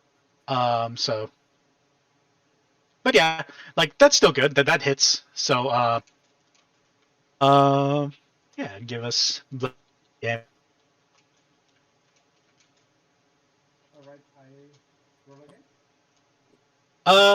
Yeah, you can roll again since you have it. So you click on the number underneath damage. So not the +2. Yeah, the bludgeoning. Yep. Yeah, since it's right away, go ahead and give yourself crit damage. Hit the roll button. So right click on that again. No, the damage modifier. Right click on that, crit damage, and roll. Set crit damage and then roll. Okay. So, okay. So, since you have the drop on them, I would give you plus like they make that damage too. So you leap out of the cupboard, and the piece of broken go for the guy's throat and him good. His throat, and you watch the guy like falls back. He's you didn't catch it, like you didn't like slash his throat, but you did like get him on the neck. So yeah. So he staggers back and still stunned from what's going on. Dinero, you're up.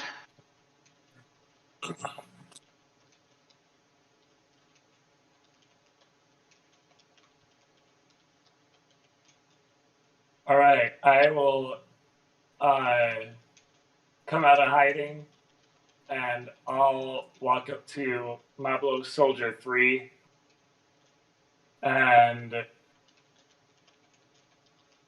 I'll shout at him, "Give me your clothes!" as I raise my mace to strike him. Okay. So I'm An gonna attack try roll with whack. advantage. Not the Give me an pickup line attack I would roll. have gone for, but okay. Yeah, give me an attack roll, because they didn't see you. All right. So there's my roll with advantage. Ooh, nice. An unnatural 20. So go ahead and give me a straight damage. Are you trying to do like? You can also specify if you want to do non-lethal or non-lethal damage. Oh, yeah. I don't want to murder him. So if it ends up killing him, I want to leave him barely alive. Just knock him out. Okay. Yeah, of course. So go ahead and give me a give me a damage roll.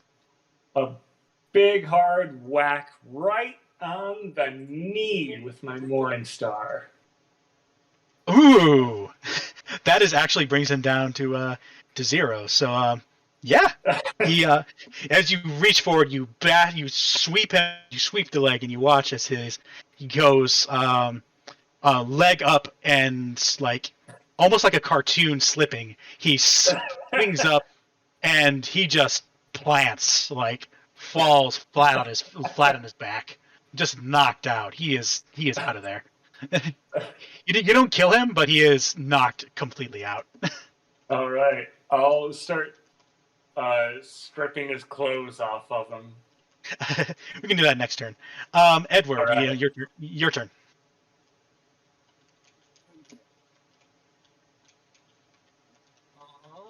What do I want to do? Al, I'm guessing, has the MILOSoar 4 in his grip right now. Yes, he does. Okay.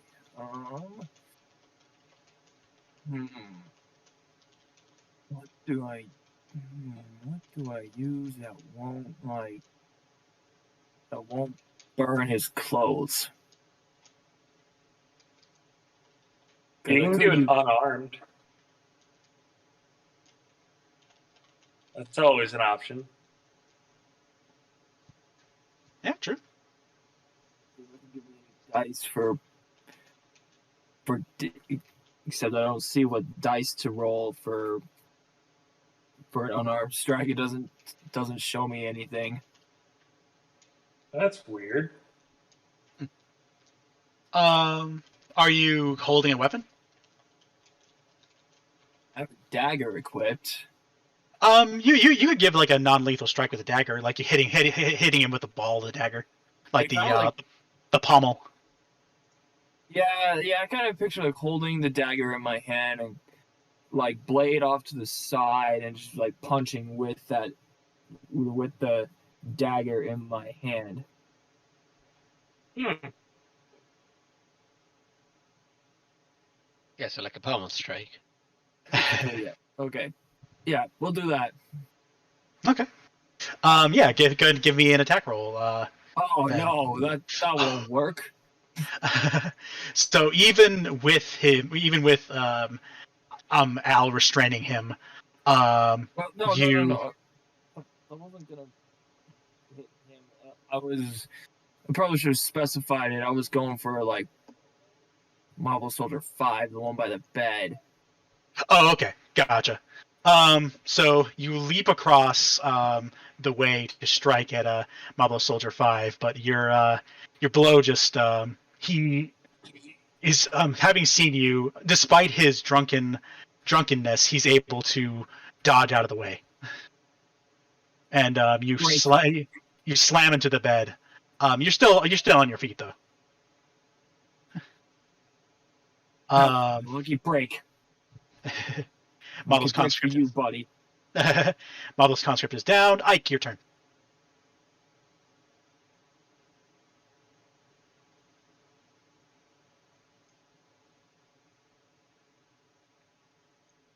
Ike. All right.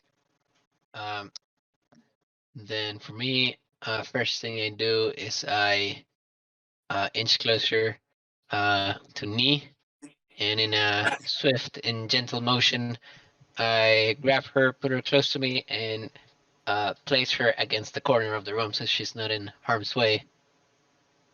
So help me out with that. There we go. Thank you. Okay. And then I proceed to tackle the MILOSoar number 1 or number none, and Gotcha. I try to pin him against the wall, just like a tackle. Okay. Yeah. So all right. Give me a. That'd be I think that would be like a was that like a grappling action? I mean, it could be like a punch, but Basically, yeah, I guess a grapple would be fine. I mean, like it sounded like you were grappling. Like, are you trying to attack him, or just gonna try to hold him?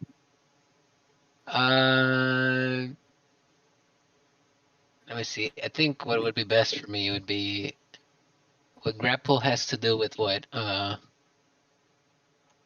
Strength. like strength. Yeah, But I it's guess strength. I guess hitting him would be the same. So yeah, I guess let's go for a grapple. Okay. So yeah. Okay. So give me a grapple action. Okay. What would that be? Acrobatics, strength roll, or Strength check. Yeah. a And I'll run in a opposing strength check against you. Okay, let's see what I get. Oh man, I really wish I could just skip these animations.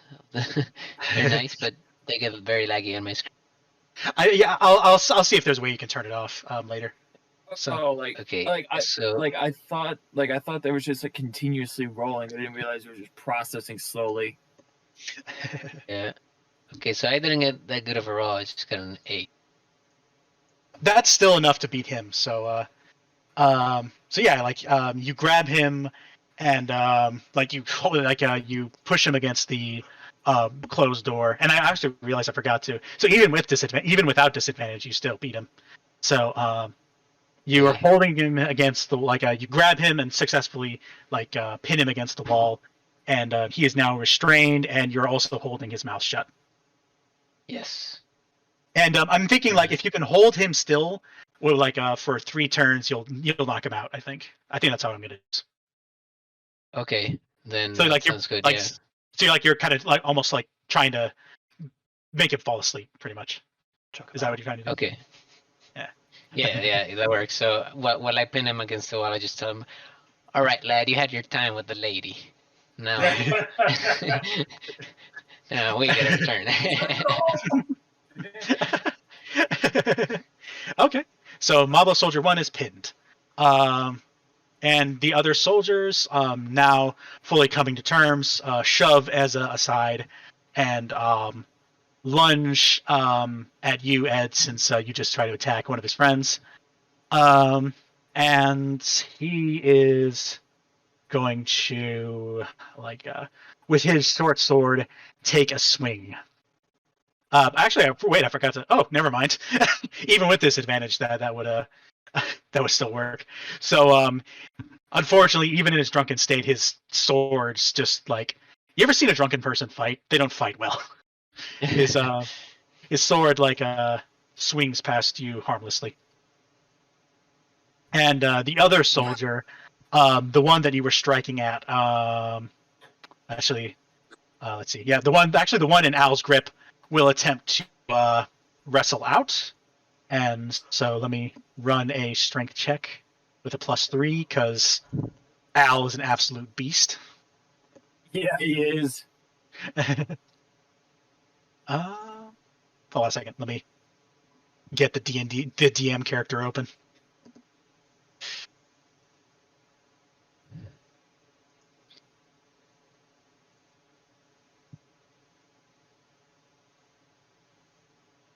So that's a 10 to keep him grappled. And Mablo soldier with disadvantage because he is drunk.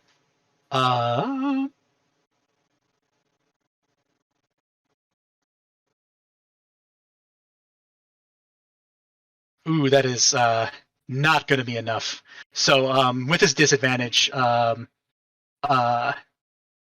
keeps him pinned and like tightens his grip around his neck. So like, I'm sorry about this, Al says as he as the soldier struggles under his grip, like starting to lose consciousness. And now it is we shift scene back to Consular Saar as he's drawn his weapon. Okay, I have made backstory, and I'm sending it to you. Nobody else, please read the video because it's in the video. Okay. Okay.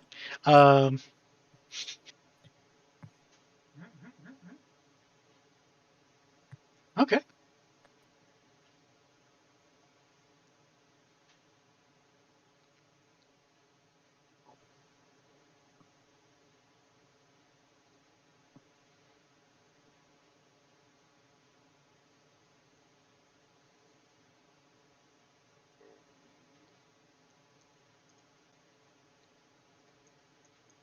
Okay. Okay. I just finished reading it, so yeah, it's pretty interesting. So yeah, how like finding out like that like some of the other soldiers have drawn their weapons and like are like actually no that's right. Ginsaw like tried to get them to put their weapons away, and Ginsaw is saying to you like, oh no need for weapons. I did not mean to offend. I think I might understand what you mean. So like please like put the weapon down.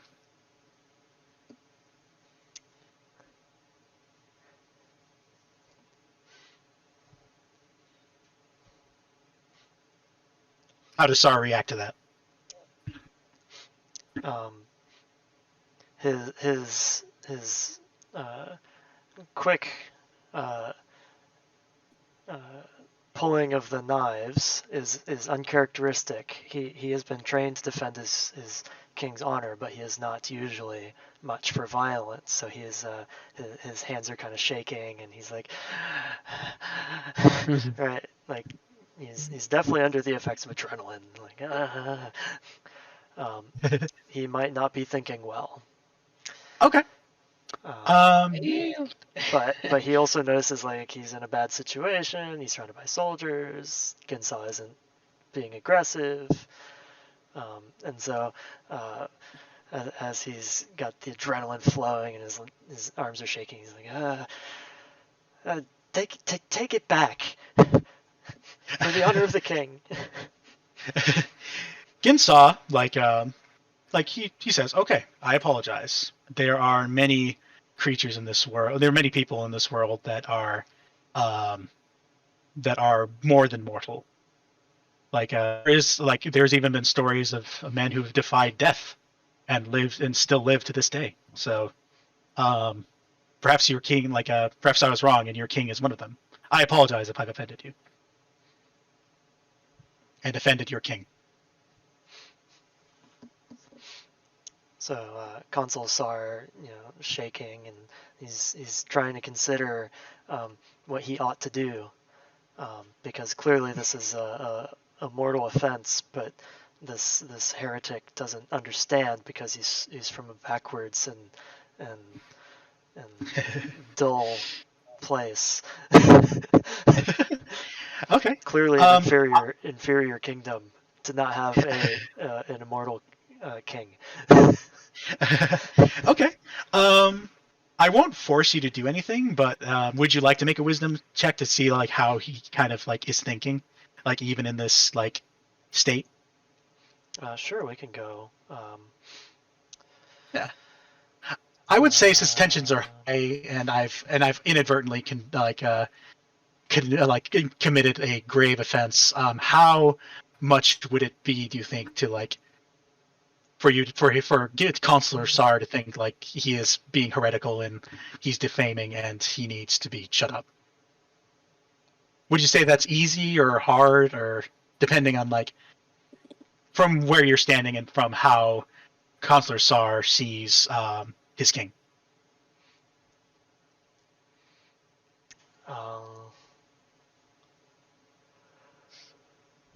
So, for this one, I would say that this is like the first time he's ever interacted with another person who dared to question anything about the king, and live to tell about it. So he's quite confused as to what to do. So I would say kind of on the like a medium high, not the most impossible, but okay. Go ahead and give me a roll then, wisdom roll. How do I do a wisdom? Oh, here it is. That's a wisdom roll. Okay, that's really good. So, in the back of your mind, despite how much like love you have for your king and how this heretic has defamed him, you can kind of discern that he wasn't intentionally trying to defame and belittle your great king. He like this was something done out of ignorance, not maliciousness. So like do with that what you will. Okay. And so Sarba Matthias, recognizing that this foolish heretic has blasphemed the king out of ignorance,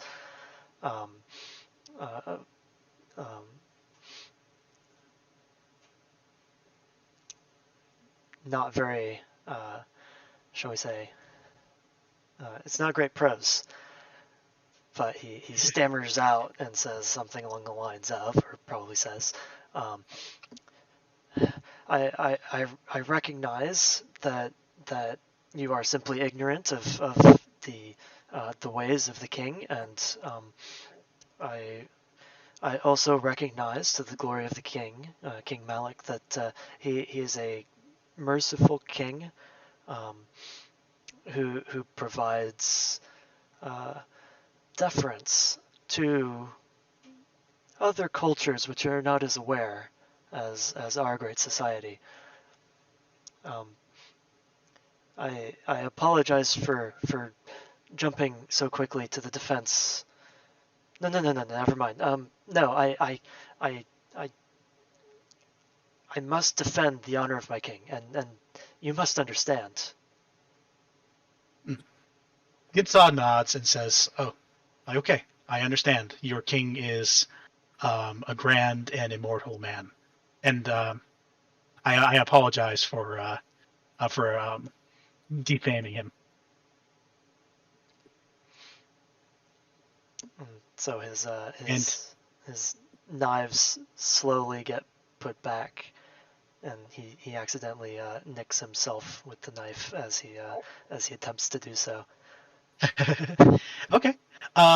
Take 1 bit of damage then, since it's not like you weren't attacking yourself. You just like slashed, like ow.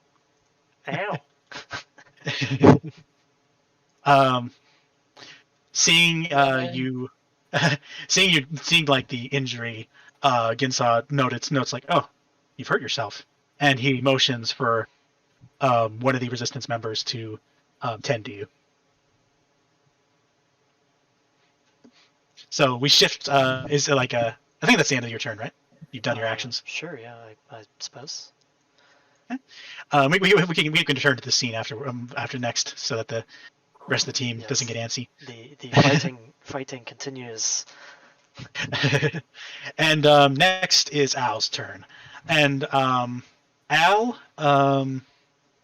still holding this man in his, like, brings his fist back and says, "I'm sorry," as he thrusts his of metal fist in. So let me just give a roll.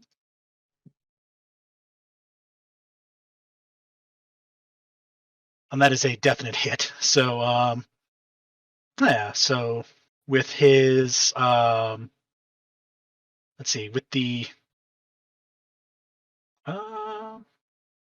let's say, like, I think he has like what is his, pardon me for a second. I've kind of doing like an improvised character sheet because unfortunately sidekicks don't really have their own character sheet. So yet, and D&D Beyond. So let's just say, like, give it a 1d6 because it's like a fist of pure metal with a +3 from his strength. So that's 7 damage. So as he reaches forward and bashes Soldier 4 in the face, you see, like, teeth, like, fly out of his open jaw, and like and blood just, like, pouring out of his open wound. He's like he's still struggling in his grip. But also, I like, if someone is grappled and they take damage, like, I think that's one less turn you have to wait until they pass out. So I think that's how I'm gonna run it. So the Nothing like last kicking them while they're down. the last soldier, the one that you struck at, Edward, takes turns to you and, regaining his faculties, takes a swing, and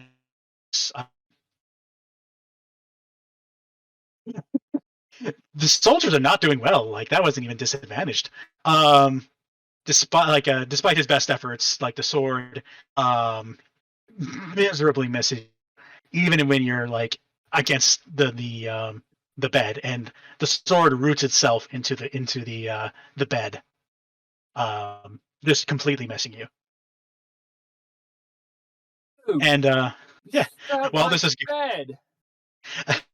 while this is going on, Ezza, like, panicking, I'm like, because he suddenly, even though she knew this was going to happen, let me see, like, how she so Ezza, I just gave her a wisdom roll to see if, like, she's able to do anything, and he is like, more get out of the way, and almost cowering to escape. And Nee does not, like, is already fully aware, and she girl bosses across the way, like a kind of like, you know what? She's a bit of a bitch, so she kind of shoves Ike, like, as she gets closer, and she runs forward and attempts to bring her, like, a fist into the face of the soldier.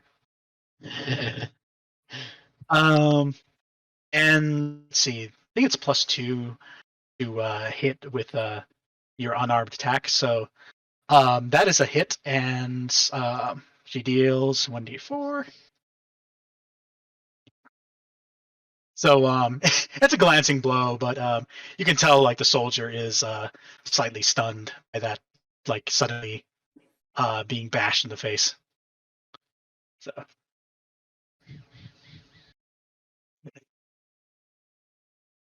yeah, he has, basically, if he doesn't, if he fails, like, if he gets attacked or fails the next turn, he'll be knocked out.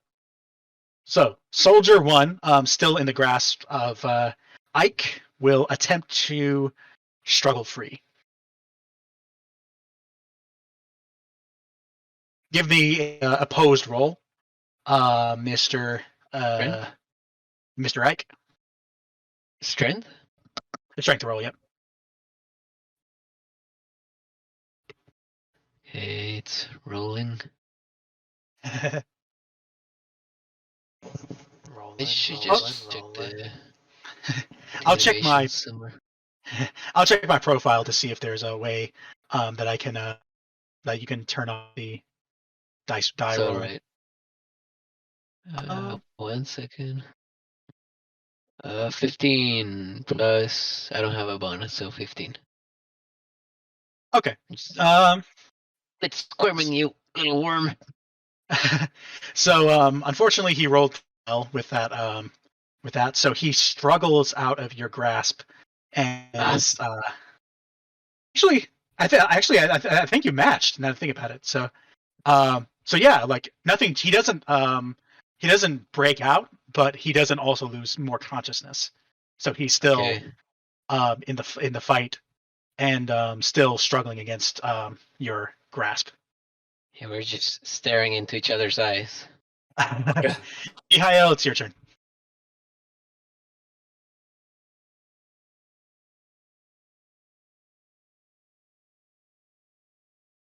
Mihal?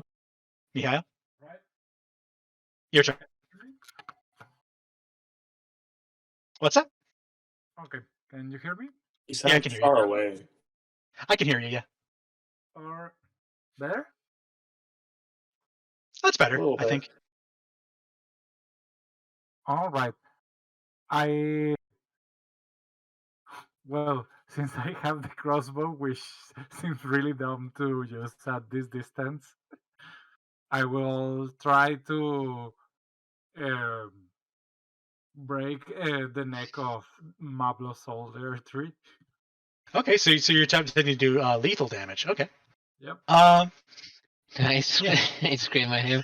What are you doing? We're not trying to kill them. Well, So the blood won't stain the clothes, so all good. Dang. Okay, so yeah, give me let's since you're unarmed, let's give that an unarmed attack. All right. Flat. Give me an attack. All right. Yeah, that definitely hits, and actually give me another attack roll since it's trying to go for lethal damage, and but he is also restrained, so. There we go.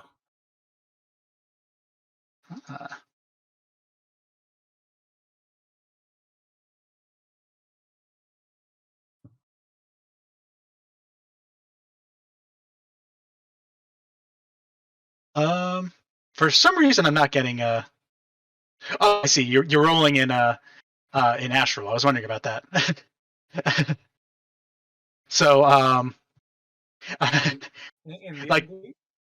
yeah, like we were doing our rolls in D&D Beyond. We were mostly just using Astral for controlling like where our tokens. Okay. I'm giving you a roll. Send to everybody, and there we go. Okay, 11. Yeah, that still hits. So yeah, I'll give it to you. So that is yeah. So that's you reach forward and as he's struggling, you easily snap his neck, like, and he falls over, very much dead, Nice. slumping against the door as he does. Remind me not to be drunk around you. Well, I'm a rogue. Oh man. Yeah. So, yeah. Do I have an extra action or? You do have a bonus action. If you have any actions that are bonus actions, you can do that. You can also move around and attack in the same turn. So. Mhm. Well, I guess can I try to attack the other guy? He's already out. Like he's unconscious. I tried to make him unconscious by putting an X on him. All right. I try to steal the guy. Like steal his clothes or steal him. Like if I have something in the pockets, I try Oh. to get it for Bargain him. myself instead of for everybody. Okay, I'll give you that as a bonus action. Give me an investigation roll in D&D Beyond.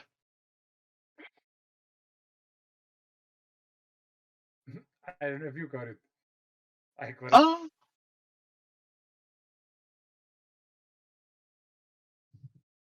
what'd you get? Did you got it? No, for some reason I'm not getting your rolls. Mm, You're doing it in D&D. So you have to be on D&D Beyond and in your character page. yes. Does it have Gotcha. to be Yeah. through the campaign as well? Perhaps. Yeah, maybe. Are you using a different character than the one in D&D Beyond? No. That's really odd. Because you're here, you're able to see your character, be able to be a part of it in my combat tracker. Let's see, my campaigns. So view campaign. Yeah, you're a blood hunter. Trying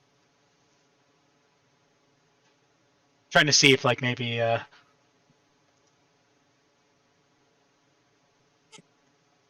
Because here, when I hit, I tried 3 times to hit. Gotcha. Does your screen look like this? Let me see if I could take a screenshot. Because this is what I see when I look at your character. You might be trying to roll with a different character.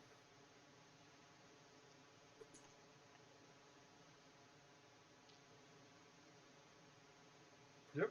Does that look like your character sheet? Yeah. I send you the screenshot with the log. Oh, I think I know what you're doing. So there's different types of roles you can do. You can kind of do. Let's see. Shoot, why are you disobeying me? This is really weird. You send it sent to everyone, so you're not only rolling yourself. That's really weird. I was like, yeah, but then again, I was like, that feels like cheating. Like, haha, I got a low roll, so yeah, let's roll again. Yeah, for some reason, I just can't see it. But just tell me tell me your roll. All right, I will roll again and send it to the DM. Okay. Did you? Or everyone, whichever.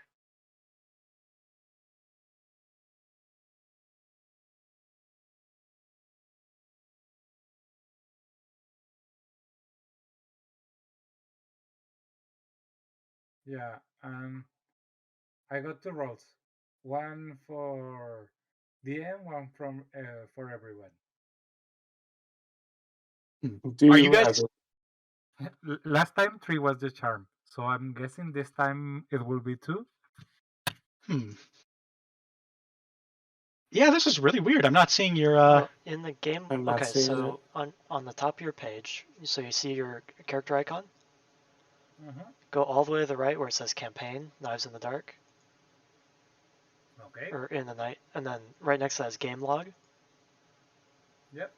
And then there at the top of game log it says send to default everyone. Yep.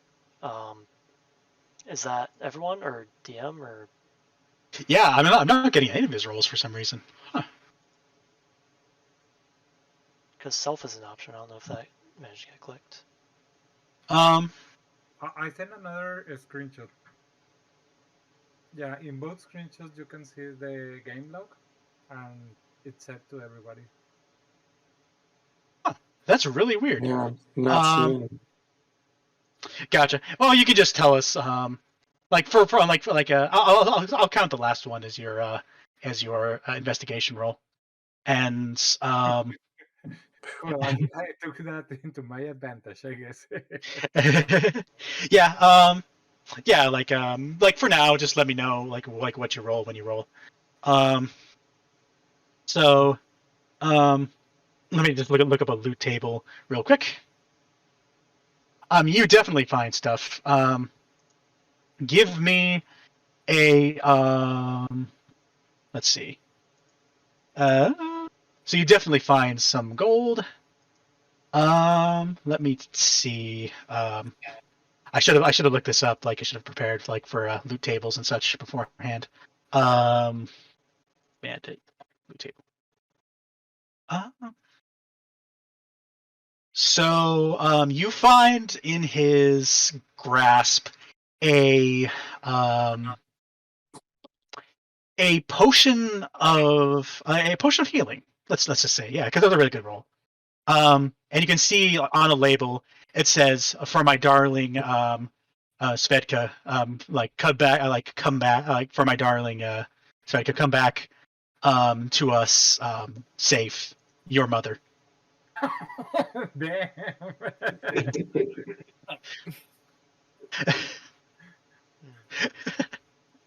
So yeah. So yeah, but you found a health potion, so go ahead and add that to your inventory. Right. Nothing like Unless you Mama's wanted cooking. Oh man. Okay, so that's the end of your turn. Dinero, your turn. So everyone in here is kind of knocked out. Did you want to run over and help out your allies? Yeah, so I will run over to the wall and shout, "Doors are for chumps!" and like football tackle through the wall, or at least I'll try to. Okay. Yeah, give me a strength roll.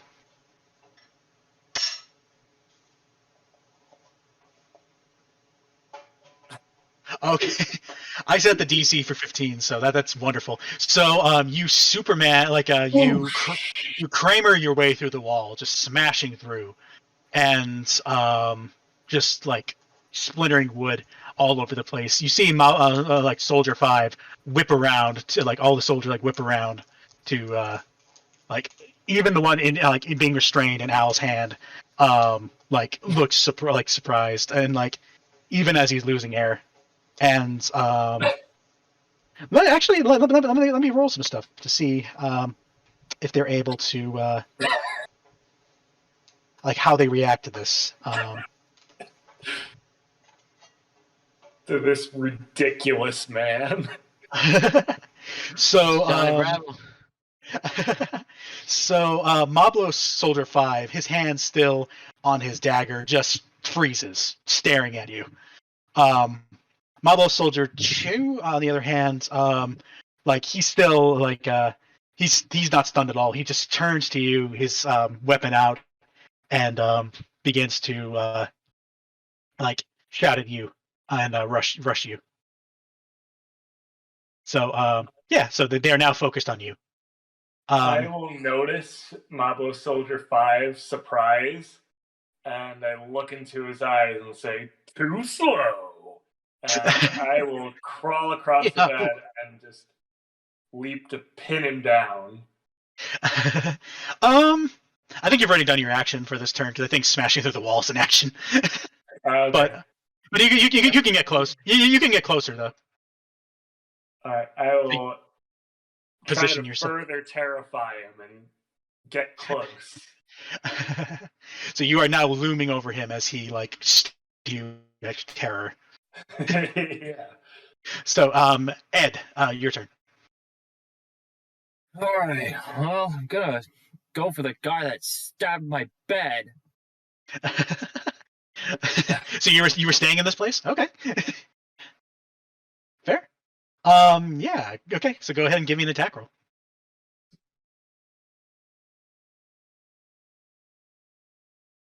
That's better. Nice. The total of 20. Is this a lethal blow, or are you trying to go for the kill, or just trying to knock him out? Knock him out. Okay. Yeah. So give me damage then.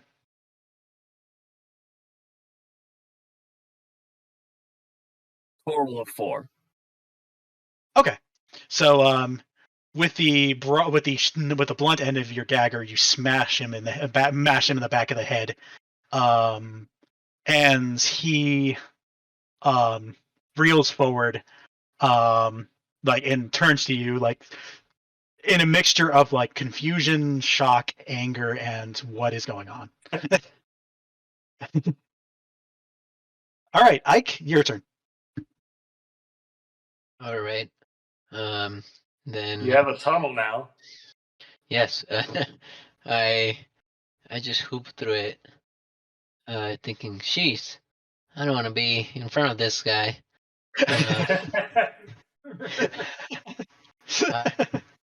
But yeah, I cross through it, and I look at the guy on the right, MILOSoar 2. He's probably one of the ones intact from the fight in this room, so I just try to go for a kick in his chin. Okay. An unarmed strike. I mean, I want to hurt him, but yeah, I don't know. Probably it would be more of yeah, I guess an armed strike. Okay. So You let's can see. also choose to do non-lethal damage if you have a melee weapon. Or yeah, but the thing is, I have a dagger, so I Huh. doubt I can reach his shin with my dagger. I just You're wanna- you're also a dwarf, right? No, I'm a gnome. Somewhat Gotcha. small, but not as small. Okay. I'll still allow it. You can just strike him with the pommel of your dagger. Okay. Then I roll what, strength or? Yeah. Go ahead and give me an attack roll with your. Actually, yeah. This is it'll just be a regular attack roll because you're dealing non-lethal damage. Okay. Oh, I thought I turned it off, but no. Okay, so it's still rolling. And I don't know. Oh, oh, oh no, I got an 8. Yes, 8. Okay. Okay. Actually, did you want to re-roll that? Because I was saying you can use an attack with your weapon. You don't have to use a strength save. But So or do you want to stick with what would I have to do instead? that? Just Just get hit on the dagger? Yeah, just hit him with the dagger. It'd be a dagger attack, but you're trying to do non-lethal damage. Non-lethal damage is not allowed with ranged weapons, but with any weapon, any melee weapon, you can do non-lethal damage. So if you wanted to roll for more of a chance to Yeah, hit, I don't understand because there's two. There's the hit and DC, and there's the damage. hit DC is your chance to hit. So, Okay, so that. yeah, that. Oh man, but it's just stuck in the Um, animation. yeah, here. I looked up online, and so I found a. Oh no.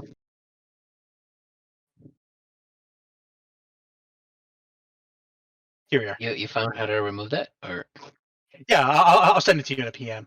That's for your damage. So go ahead and roll the DC because I think you rolled the damage die instead. Yes. Okay. I will send you that.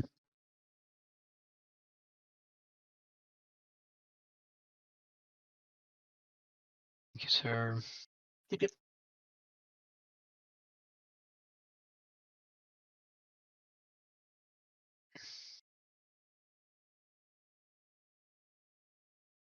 Um,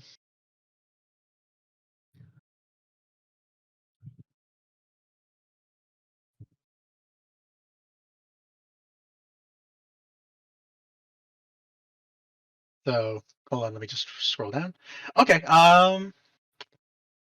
that's not enough to hit him, unfortunately, because they have let me check to make sure their AC is. Yeah, that's not enough to hit, unfortunately. So you try to bash him on the head, and but even in his like in the confusion, he's able to avoid your attack. Okay. All right, Then and yeah, that's it. and yeah. So Mablos, the next soldier. After you attempt to attack him, he strikes back at you, very much not attempting to do non-lethal damage. And he, with his short sword, it also barely misses. So it swings swings by you. You can feel the wind from his sword, just like slashing you in the face rather than the steel. But it was a miss.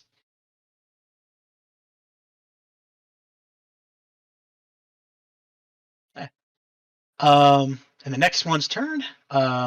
Still in the grips of Al, he attempts once more to escape. And Al, with his roll with a plus 3 modifier.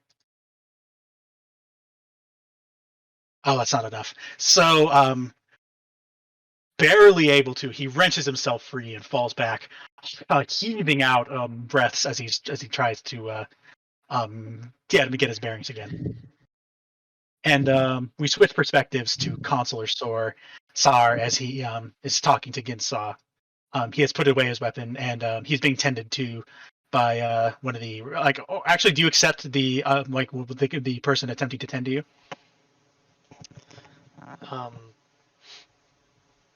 Yes, he will accept the aid. Okay. And as the person is working, kind of see as they're working, trying their best, but you can tell in the shakiness of the thing, they're not doing a great job, but they are trying to stop the bleeding. So Oh no, I bleed out in second session. don't worry, it was just a superficial wound. I was thinking if it had been a 10, they would be able to reverse the damage, but as Ginsaw is so tell me, as you're being tended to, I did not know that your king meant so much to you.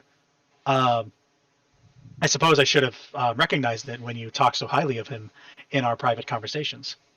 So tell me, Have we had who? private conversations? I imagine so. You've been trying to, I think we have. I think I talked about that in the beginning, right?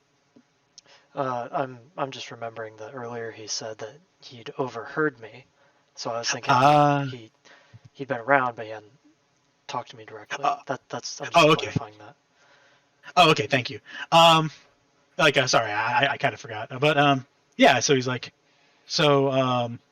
yeah, nothing in the car in what I've heard it would indicate. So tell me, who is your king? Oh, Who's this King Merrick? King Malik is the king of our country. He's a wonderful individual. I've known him since I was young. I was born on a farm, and my father's fields were in the property of the king, and the king came to observe the workings and the goings on of the farm one day when he found that I was playing with some sticks, and I don't know what he saw in me, but King Malik picked me out from among my siblings and brought me into his under his wing and into his castle, where I received much education and some of the finest teachings of the land. Fascinating. Huh. To think a king so benevolent would that story would be unheard of in not only Astana but also in my own home country, my own home kingdom of Ajbal Elafar. Yeah, it is wonderful that your king would be so kind as to condescend to one such as you. Yes, absolutely, and I'm very much thankful for my king at all times, and I've watched him over the last. I think I said it was like 120. Yeah, I think so. Yeah, so over the last, after the last, how do you say, um, a many period of years, um, and I've watched his ways and grown up and learned from him so many things. It was only recently that he came to recognize and realize that there are lands across the seas. We finally developed our shipping capability to sail across the oceans, and so he sent out multiple ambassadors across the seas to see what they could see. This is truly fascinating. So your ship was one of the first that your kingdom has made, right? It sounds like. It was among our finest products. Yes. That I am both sorry for those souls lost aboard it and for the vessel itself. Yes, the souls obviously being far superior to the meager craft which bore them. Of course. Craft can be rebuilt, but souls are not so easily done so.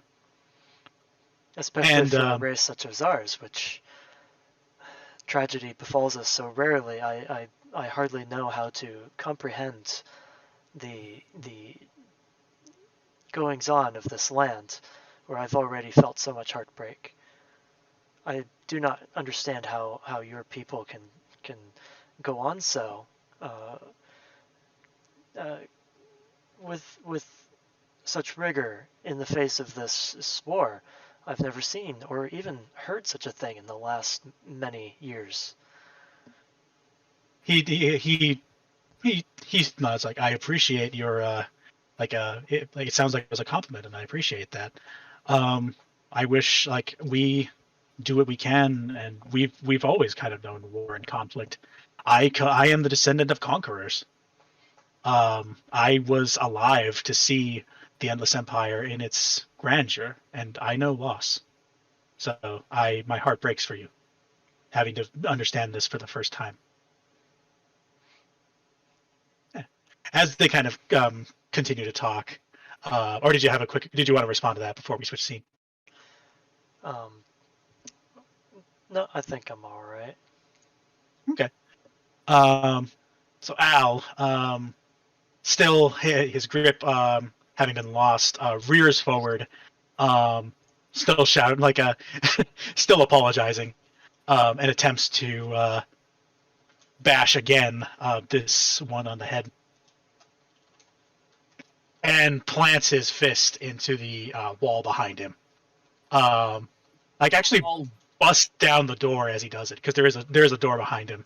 Ow! And he's like, "I'm sorry, brother. I'm sorry, bro. How did you do that? I guess I just don't know my own strength yet." And Note to self: run some strength tests for Al. and the Mobless Soldier 5, still in terror. I dare you. I think because he is stunned and he hasn't had a chance to do his turn, he remains frozen for this turn. And Ezza, To attack me. oh, did you want him to attack you? Yeah. Okay. Yeah, I could do that. It's 20 and I haven't gotten to use it. Okay. So, he manages to shake off the terror and takes a swing with his sword, and that is a 20. Oh man! No way. Not a nat 20, but it is an unnatural 20. So, Okay.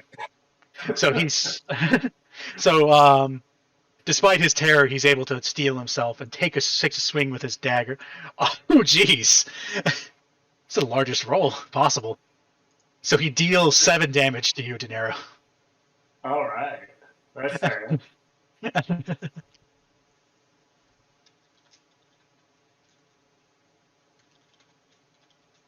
Yeah, man. That was unexpected. I did not expect that. Okay. So,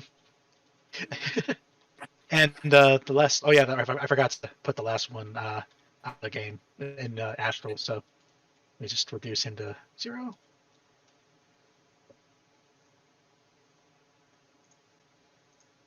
Actually, wait, he's still in the game. Never mind. So Ezza is still trying to like understand what's going on, like trying to respond, and this time she's able to kind of get a hold of herself, and with a somewhat she rushes forward and attempts to punch this guy in the head. That is a really good hit. Unfortunately, she is not a fighter, so deals for her base damage, and she bashes him, but it wasn't a strong attack. But it is like enough to knock him to this a little aside. And me, seeing how things are going, runs into the other room and attempts to help with the fight in here. And she will take a swing at she swings at Soldier 2, attempting to hit him where Ike couldn't, and it's solid connection. And this time she's able to deal slightly better with her hits, and smash just a fist colliding with the soldier as he reels back. So let me just give him two damage. So, and we come back to the start of the turn.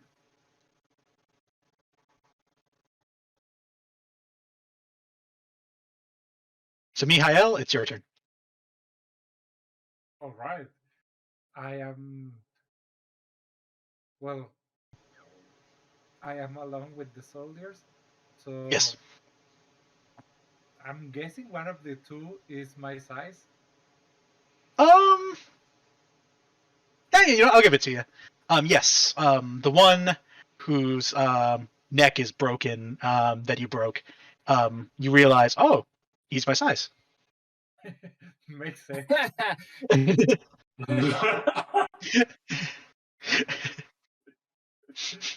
Even better, I can impersonate him.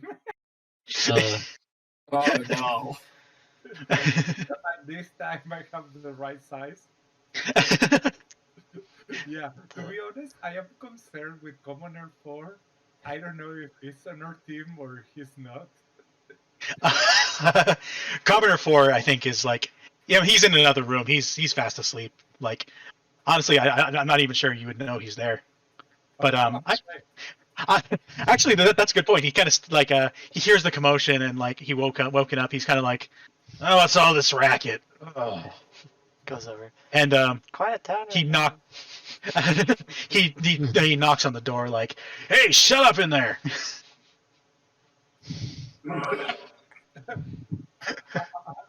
I'm 2 doors down. I'm 2 doors down. What are you doing in there? Only bursting walls open. Don't worry about it. How many of you are in there? Don't worry about it. Wait, but you're in the other room. Actually, I think he's shouting because he's like, what's going on? He's like, ah. He kind of wanders off. You can hear him muttering as he's walking away. Youngsters.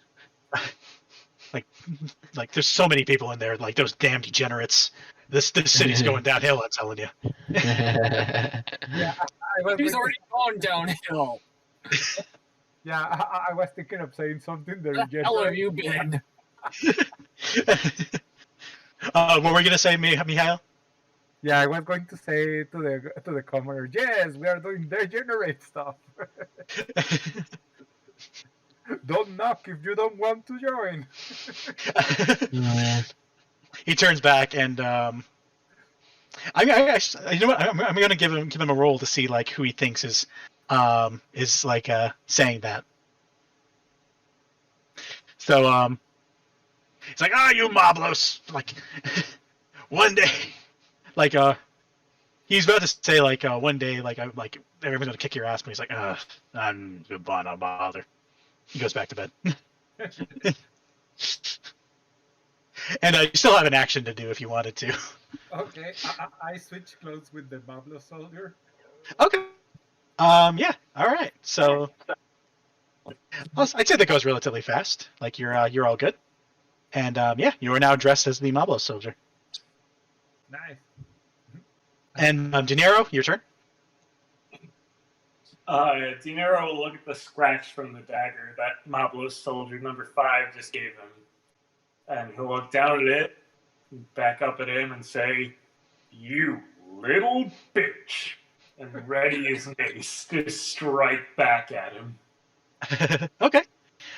Give me an attack roll then.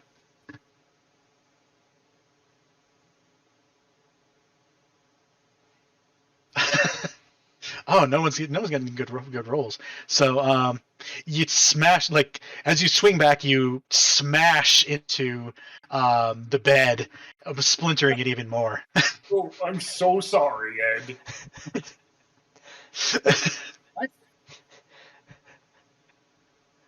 What happened? He broke your bed more. Yeah, I smashed my mace through your bed. God One damn that it. was being stabbed. Yeah, just going into character. God damn it. That couch doesn't look comfortable. All right, Ed, it's your turn. Need to get this frustration out. Who needs a fist? Who needs a metal fist to the face? Probably number 5 does. Really, number 5 does? Yeah, he was the one he was trying to hit. Oh, all right. Well, I'm gonna go for him. Mablos number 5. You're trying to attack Dinero for breaking your bed, and you accidentally hit Mablo's 5. I say I'm attacking Dinero, so the soldier thinks I'm going for him, but I'm actually going for the soldier. Okay, so you're juking him out. Okay, give me an attack roll with advantage since you're distracting him. Okay, that's 1. Oh, you may not even need advantage. Oh, doesn't need it. Those are pretty good hits. Give me a damage roll then. Is this also is this lethal or non-lethal damage? Non-lethal. Okay. Yeah. So as you swing by and you bash him as he's like as you go towards stumbling towards Dinero, but just before you hit him and as you're shouting it, you turn and bash the skull of Mablos with it, the Mablos soldier, and you watch as he goes down. He just like crumples and like falls unconscious. Just he's down for the count.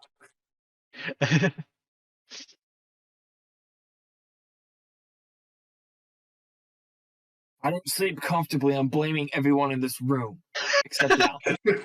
Fair enough. Oh man. So yeah. All right. I think that's the end of your turn then. Yep. Hold on. Let me just give this guy a icon to show that he's asleep. He has been bonked. And okay. With the honk. He messed with the hog. He got the Got the hog. hog. Yeah, with great prejudice. Okay. So Ike, it's your turn. So wait, who's left? Basically, the only one that's there's two still conscious. One of them was nearly choked out by Al. The other one is like you tried to slash. So Marvelous Soldier 2. Yeah. Okay. Well then, yeah, I just take another try at trying to hit him. Okay. Give me just like give me the standard attack roll. Okay, so wait, I think I changed an option that just took off my rolls entirely. Oh. But I'll put it back up. Took off your rolls entirely. Yeah, I don't understand. But So you okay, it's rolling. Hmm. The pose that you sent me, it was more like a thread about like people asking for it, but I didn't see anyone that had like the solution. Like, here's how you do it. But I don't know. Okay. Gotcha. But Yeah. okay, So, I got 18. Oh, that definitely works. So yeah, go ahead and give me an attack roll with your weapon. Oh wait, that was strength, right? So I need to. Oh no, it's fine. So I'll allow it. And then my damage is. That's rolling. Rolling. 4. Okay. Yeah. So that's enough. So how did you want to knock him out? Like, were you just gonna do like a knock to the dome or something? Yeah. So I try to go for his knee, and I hit it with the hilt of my arm. Oh, it's actually 4+2. So, and I hit him like once in the knee, and so he starts like crumbling down, and I just boom knock him in the head as he's falling. Okay. So like a double. Yeah. Yeah, he goes down, and like with that bash in the head as he's like crumpled like off to the side, you smash him, and he is out for the count. Yeah. Let me just all right. Yeah. So now there's only one left standing, and he as he's looking around, he will attempt to slip past the broken door, and still like stunned and slightly drunk, he attempts to make his escape. Let me give a dexterity roll with disadvantage. That is not enough for him to stay on his feet. So as he's attempting to struggle his way out of the situation, he slips and falls outside and is now laying prone. So any melee attacks against him will have advantage. Nice. Yeah. Yes. The last strike has to be with another guy with his own uniform. So Counselor Saar, did you have any other questions you wanted to ask or anything you wanted to do? I am sending. But I know that's what I just sent you is more of a behind the scenes, maybe after the session's over kind of question. Okay. As for during this session, I don't know if there's anything you want to have like directional for next session that you wanted to introduce right now. So I could kind of give you he can kind of let you know about like some lore stuff because like you were kind of talking about like how you didn't really know war. Like he can kind of give you like a little bit of in character explanation of what's going on. Okay. So yeah, and you see as he kind of like as the other soldier finishes attending to your wounds. I'll make this quick because I realize what time it is. He reaches underneath, pulls out a bottle of elvish ale and sets it in front of you and gestures if you would like a drink, putting a glass in front of you. Okay. Do I recognize the ale in any way, shape, or form? Other than as Are maybe you familiar with alcohol? As an alcoholic beverage, maybe? Oh, he's like seeing your confusion. He says, "It's like it's a good drink from my home. It's one of the ways that I can cope with the insanity around me." Okay. I will readily accept then. Thank you very much for your hospitable offer. I will gladly partake in the what is the word you use for things which are valuable? Delicacies. Yes, exactly. Although, truth be told, this particular ale, while delicious, is not the best we have. You are familiar with alcohol, are you not? We have drinks which make merriment. Hmm. We call it That's very Wasser.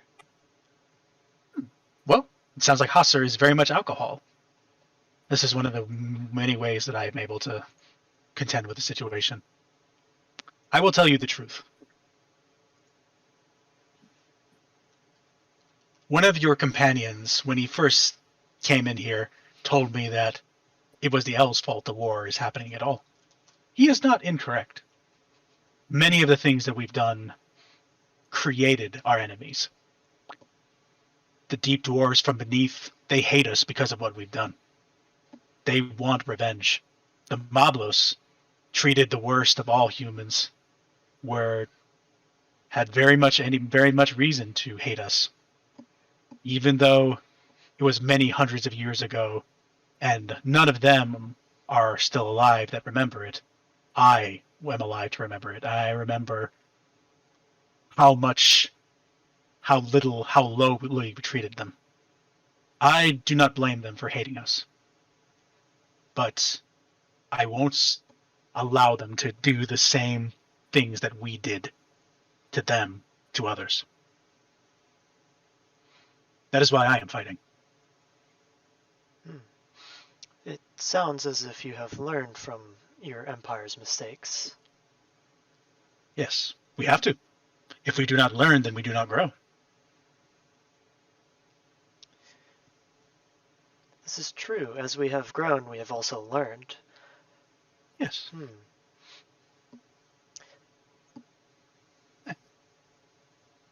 Was there any do you have any questions for me, Consular?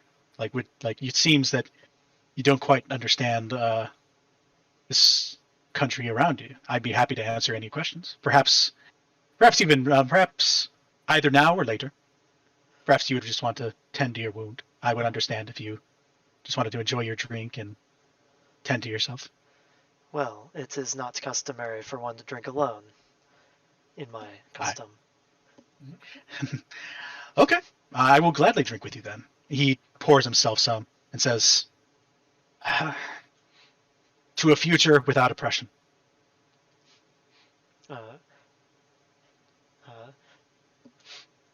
To the rightful king. The rightful king. And he and offers for you to clink to glasses, and I'm guessing you do. Yes. Right? Yes. Okay.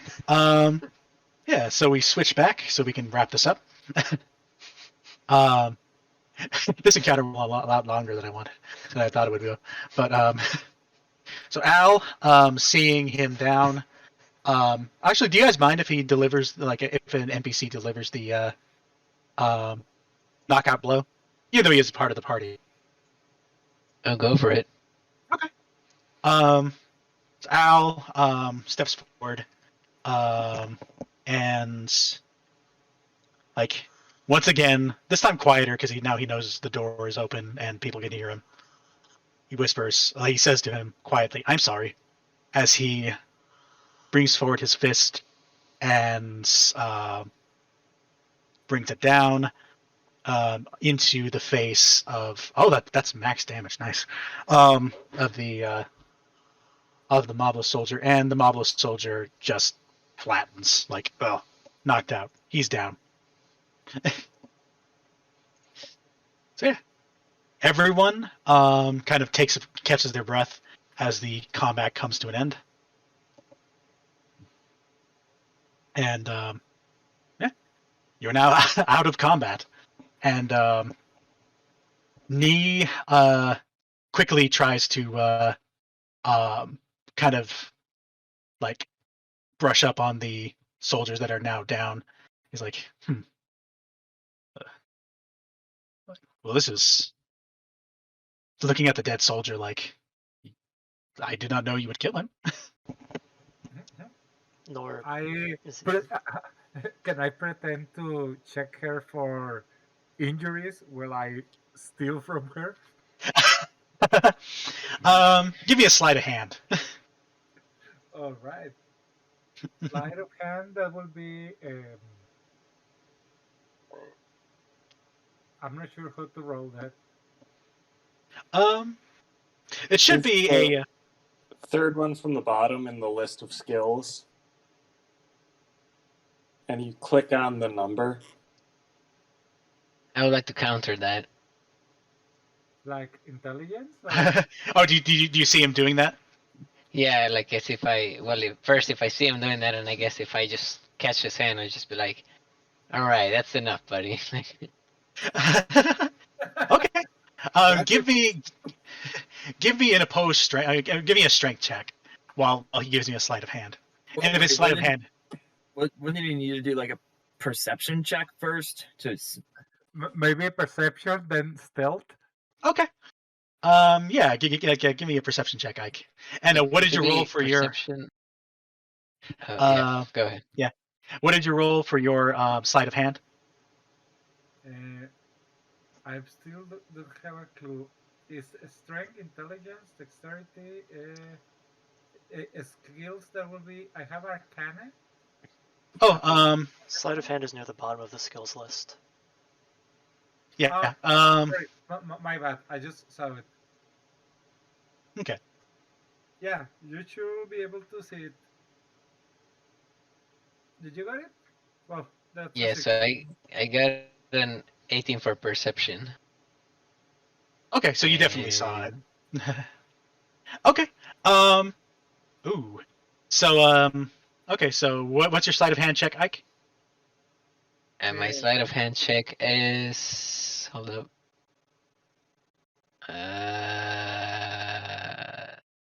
12 plus 4, 16. That is interesting. So Huh. what happened? What did Ren get? What happens? I actually notched because he got a 16 too. Oh, So, we both just still like I don't know. Like you steal a coin from her, I steal a coin from you, or something. So in the case of a tie, the higher skill modifier wins. So so he has a +2. What do you have? I have a +4. Oh, +4 for sleight of hand. Dang. Okay. So yeah. How do you have a +4 to sleight of hand? I don't know. Proficiency, maybe. I think part of the backstory of my character is that he was in prison. And that gave me a little bit of sleight of hand. And Okay. Gotta hide those shanks, man. Did he get away with it?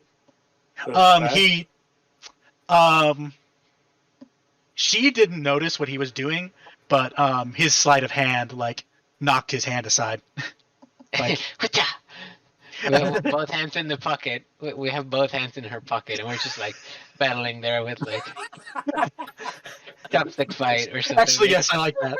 So and since both of you like rolled higher than her perception, like she's still too busy looking at the dead guy to notice the two of you rooting inside of her of her pockets. It's like a Kung Fu Panda scene with the chopsticks fighting, like, but Yeah. but inside her pocket. And okay, Eric, okay. Actually, like before we continue, it is like rather late. Did we want to go to the stage? It's probably going to be shortened if we go to the next stage, which it should be shortened anyway because you guys are putting on disguises. So, would you like to continue this and wrap this up, or just I like think we end can it? wrap up just by putting on the disguises and then getting rest in these beds. Or couch. Okay. So, did you want to do the actual operation at a later time, or? Yeah. Okay. Then it is getting late. So, okay. So yeah. In that case, as we wrap up the night, actually, did you guys want to do anything? Because like there's like a wall broken. How did like you guys want to handle? How would you guys want to handle the cleanup? Or would you just want to say like, oh, it was like a fight amongst themselves, and or would you try to pin the blame on someone? It was like that when we found it. Nice. there is still the like the Razboynik weapons that were kind of left behind in the like Razboynik like evidence that Mr. Ginsaw was going to give to you. Did you want to plant that maybe? And there are Yeah, like we lots. could do that. We could plant I like that. one of their hammers like hanging in the hole. Yeah, I thought that was the kind of the plan. Like steal their clothes and actually, like, did you also want to actually capture them or just kind of leave their bodies where they were knocked out? I think if we leave them in their underwear, they'll be too embarrassed to report back what actually happened.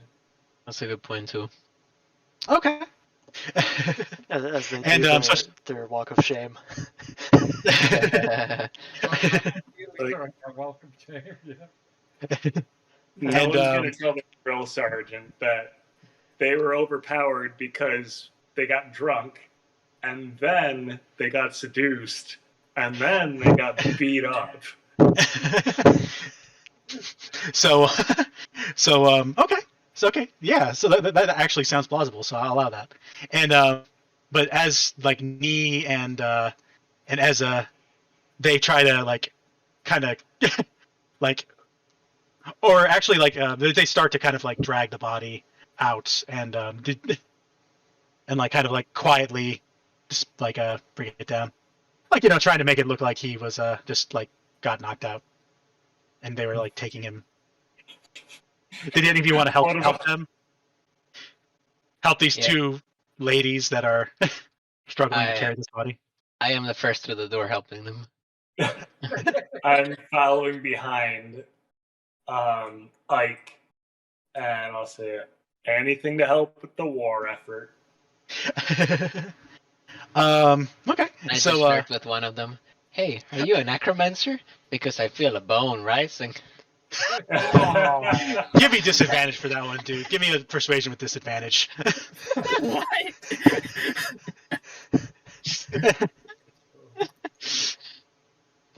Sorry, I've been meaning to throw that one for a while.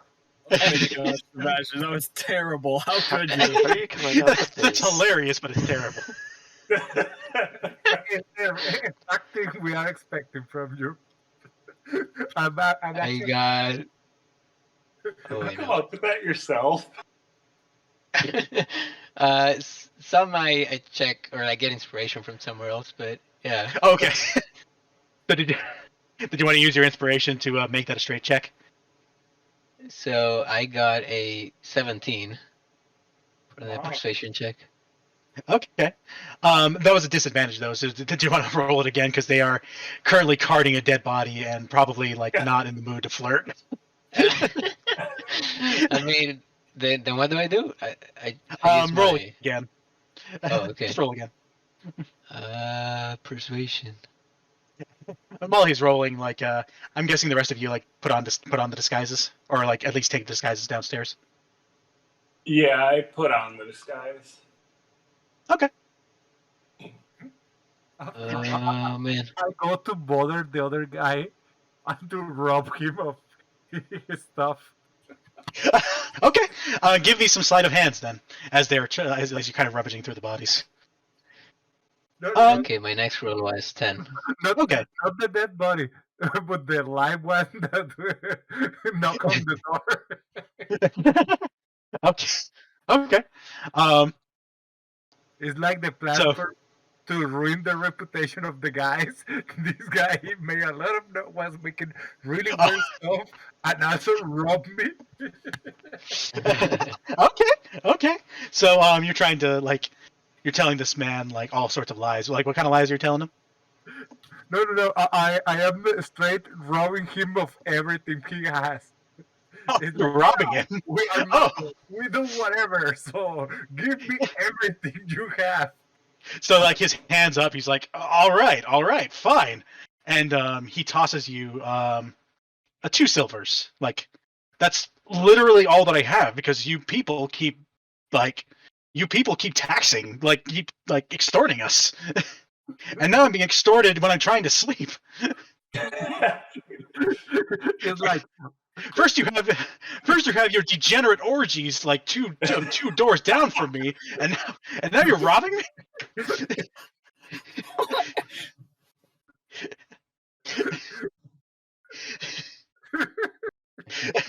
I am like, that's all right. I like your pajamas, so you can leave. Just leave everything you have here and go to whatever you have to go. No need to thank me. So like he just kind of like retreats back and just go, take it, go. I am like, nope, that's my room now. So as you're bullying this man, we return to Dinero to kind of wrap up this scene. So Dinero and Ike. So Ike makes that horrible joke, but because you see Nee you see Ezza like restraining laughter, even though she's giving you like a hat like a did you just make that joke look, but also like you can tell that she's laughing, but Nee I like it. Nee holding the shoulders of the dead guy, lets go and lets him drop to the floor, just bonking his dead head on the floor. But she's about to slap you, but then realizes what she's done. She picks up the body and glares at you as they continue to carry the body down.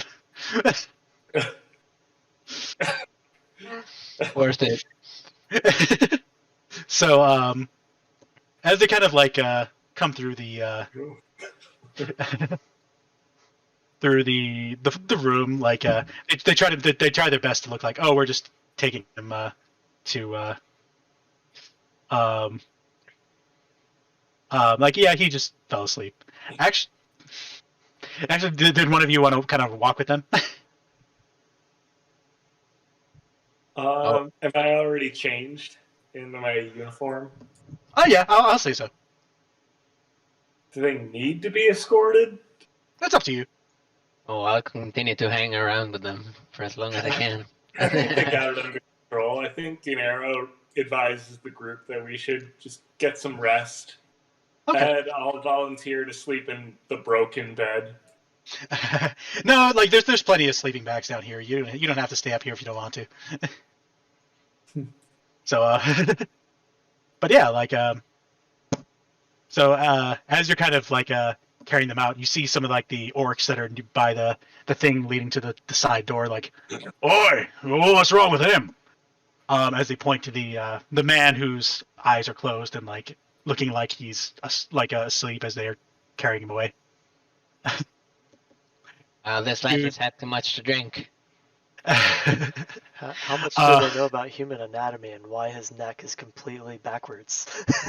Like Nee is doing a good job of like trying to hold it to look more natural, like make it look like he's just dead weight and not dead. So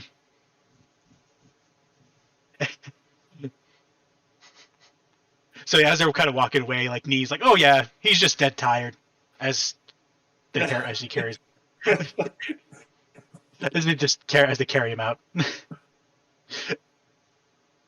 So they kind of lead him towards just carrying him away, like out to the room, just like putting him in try to toss him in like a deep pile of trash, like in the back, until they can properly dispose of him.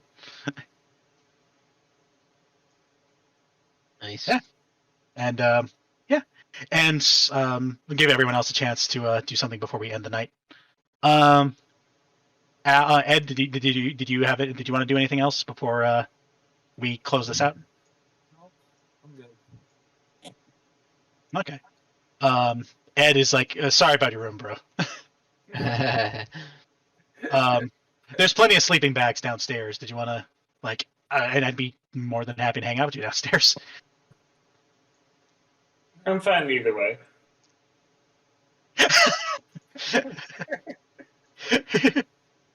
Oh, that's right, because like your room was right here, right? Or something. Yeah, I Dinero? can sleep in here.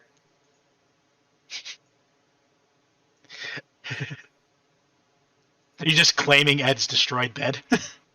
Yup. My trophy. It's like when a cat kneads its bed and tears it up in order to make it more soft. Yeah. I think in that case, it's like, that's fine. I'll just take your bed. Sounds fair. Oh man.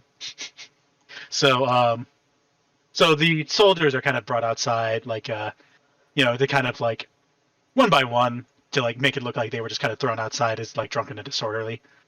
All stripped of their clothes. And Ginsaw, as he continues to drink the final scenes of this particular session, he's like, "It's getting late. I don't think we'll be able to move, but with these disguises, I think we'll be able to move out in the open, and maybe we'll be able to either have a conversation, or I'll be able to sneak into the storerooms under the cover of daylight." Is Consular Ben asleep? He may not have had alcohol before. Okay, so Ginsan notices like his friend is very much out of it after like, He looks at the ale and looks back at him like, "This is one of their weaker brews." Huh. And he kind of like tells one of his men to carry him to his bed to rest.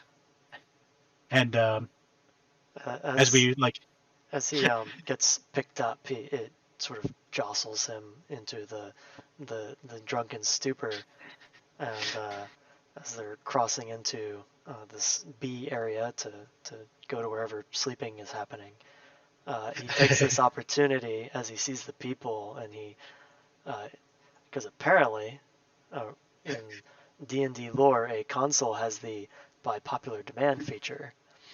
Always find a place to perform, usually an inner tavern.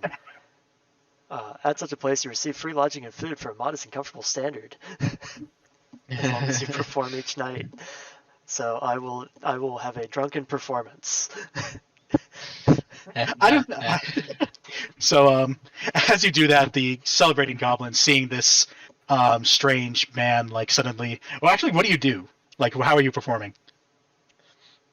I think he would be telling an entertaining story. Gotcha. Okay. So yeah, Let's like you say, 'cause see. if it's musically, there should be advantage there. So I want to make you roll because like these guys are already like in the revelry. You kind of notice like all the different goblinoids and such like gathering closer as you tell them all sorts of stories and such. You can roll if you want, but I won't force you to. And the resistant, like the person that carded you out, seeing that you're fine, like leaves you be. Okay, I guess I can use that one. Yeah, oh, that's perfect. Yeah, so like the goblinoids are enraptured by your talking, and Danuk like nods and like he like as you kind of doing this, he slips you the key for one of the suites upstairs, and being sure not to distract the audience. And yeah, as you kind of as the night wraps up, all of you have your disguises, and for next time, as Counselor Ginsaw and the rest of you file in or go wherever you will to sleep, the night comes to an end, and this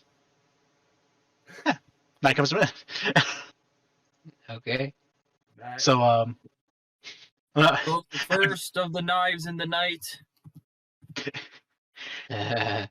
this I honestly did not expect this to go the way it went. Well, welcome to this group. Yeah, Brian, first rule of DM, never expect anything to go as planned. Oh man, I feel like this was like one of the longer ones. But did you guys have fun? I had a lot of fun. Yeah. Yeah, I did. I almost attacked the main good guy. Your main representative. Yeah, we almost rolled the credits this time. Oh man, and Saar, I sent you. Did you get the? Did you have a chance to look at the handbook, the handout, or? Oh, there was a handout Oh yeah, like I posted it in the Discord. in the Discord. Yeah, I can post it again. But yeah, like there was a handout kind of explaining the lore and such of the location. D&D stuff. Yes. Yeah, it's let's see, if it's not in D&D stuff, it could be in general. So I'll see if I can post the message again. But yeah, so Alright. let me. But yeah, any closing thoughts before we do this? That was really fun. Yeah, I'm glad to Yeah, hear it's ready. because oh, and which of the let's see. Here I put it in the pinned messages. So so yeah, like the Knives in the Night is primer is pinned now. Nice. All right. So yeah, so and I was thinking like did you guys want to do just to get like a vote next time so I can prepare breaking people out of prison, grading supplies, or something else? I think raiding the supplies would help us in the prison break. I agree. That makes And I think sense. like yeah, since we kind of skipped the setup for next time, we could probably manage to fit both in, I think. So yeah. Okay. Yeah. So yeah. Depending on how much resistance you decide to put in the storehouse. Depending on how many pretty ladies are guarding the place. I think like most of the conscripts are probably men, so you probably there's not a good chance that you'd find any, but who knows? Who knows? Dang nabbit. But okay. As long as you let me rob them, we are good. I'm fine as long as you're not stealing from women. Oh man. Or else I'll see you again in some finger kung fu. Yes. Challenge you every time. As long as where But those yeah. fingers are going. Ladies. True. would be so funny if I imagine this other girl being in like the people we wanna kill, and then no, we don't wanna kill. Yes, because we want to rob her. With what? No, we don't want to rob her. We want.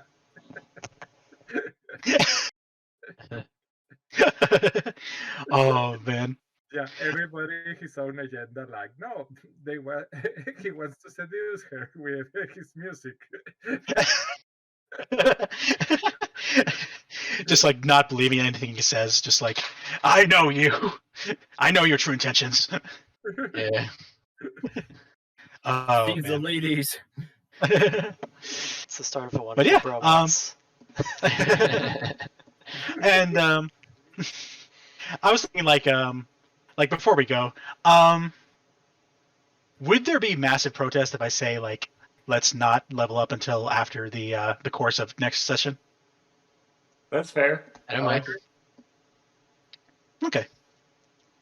And let's say like for everyone that would kind of go through their pockets that hasn't already done so, add 4 silvers each. So Ooh. Nice. Yeah. yeah, like I need to figure out how to do it, but yeah. Yeah, but, inventory.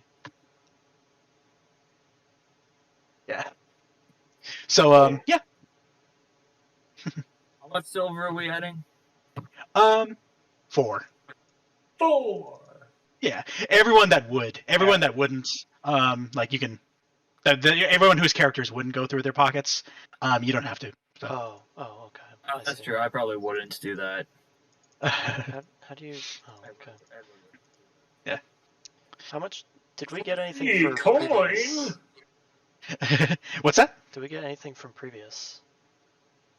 Oh, yeah, that's right. I'm thinking, because even a resistance movement has to, has to pay something. So, yeah. Let me look up real quick what is a good, reasonable wage. Let's see.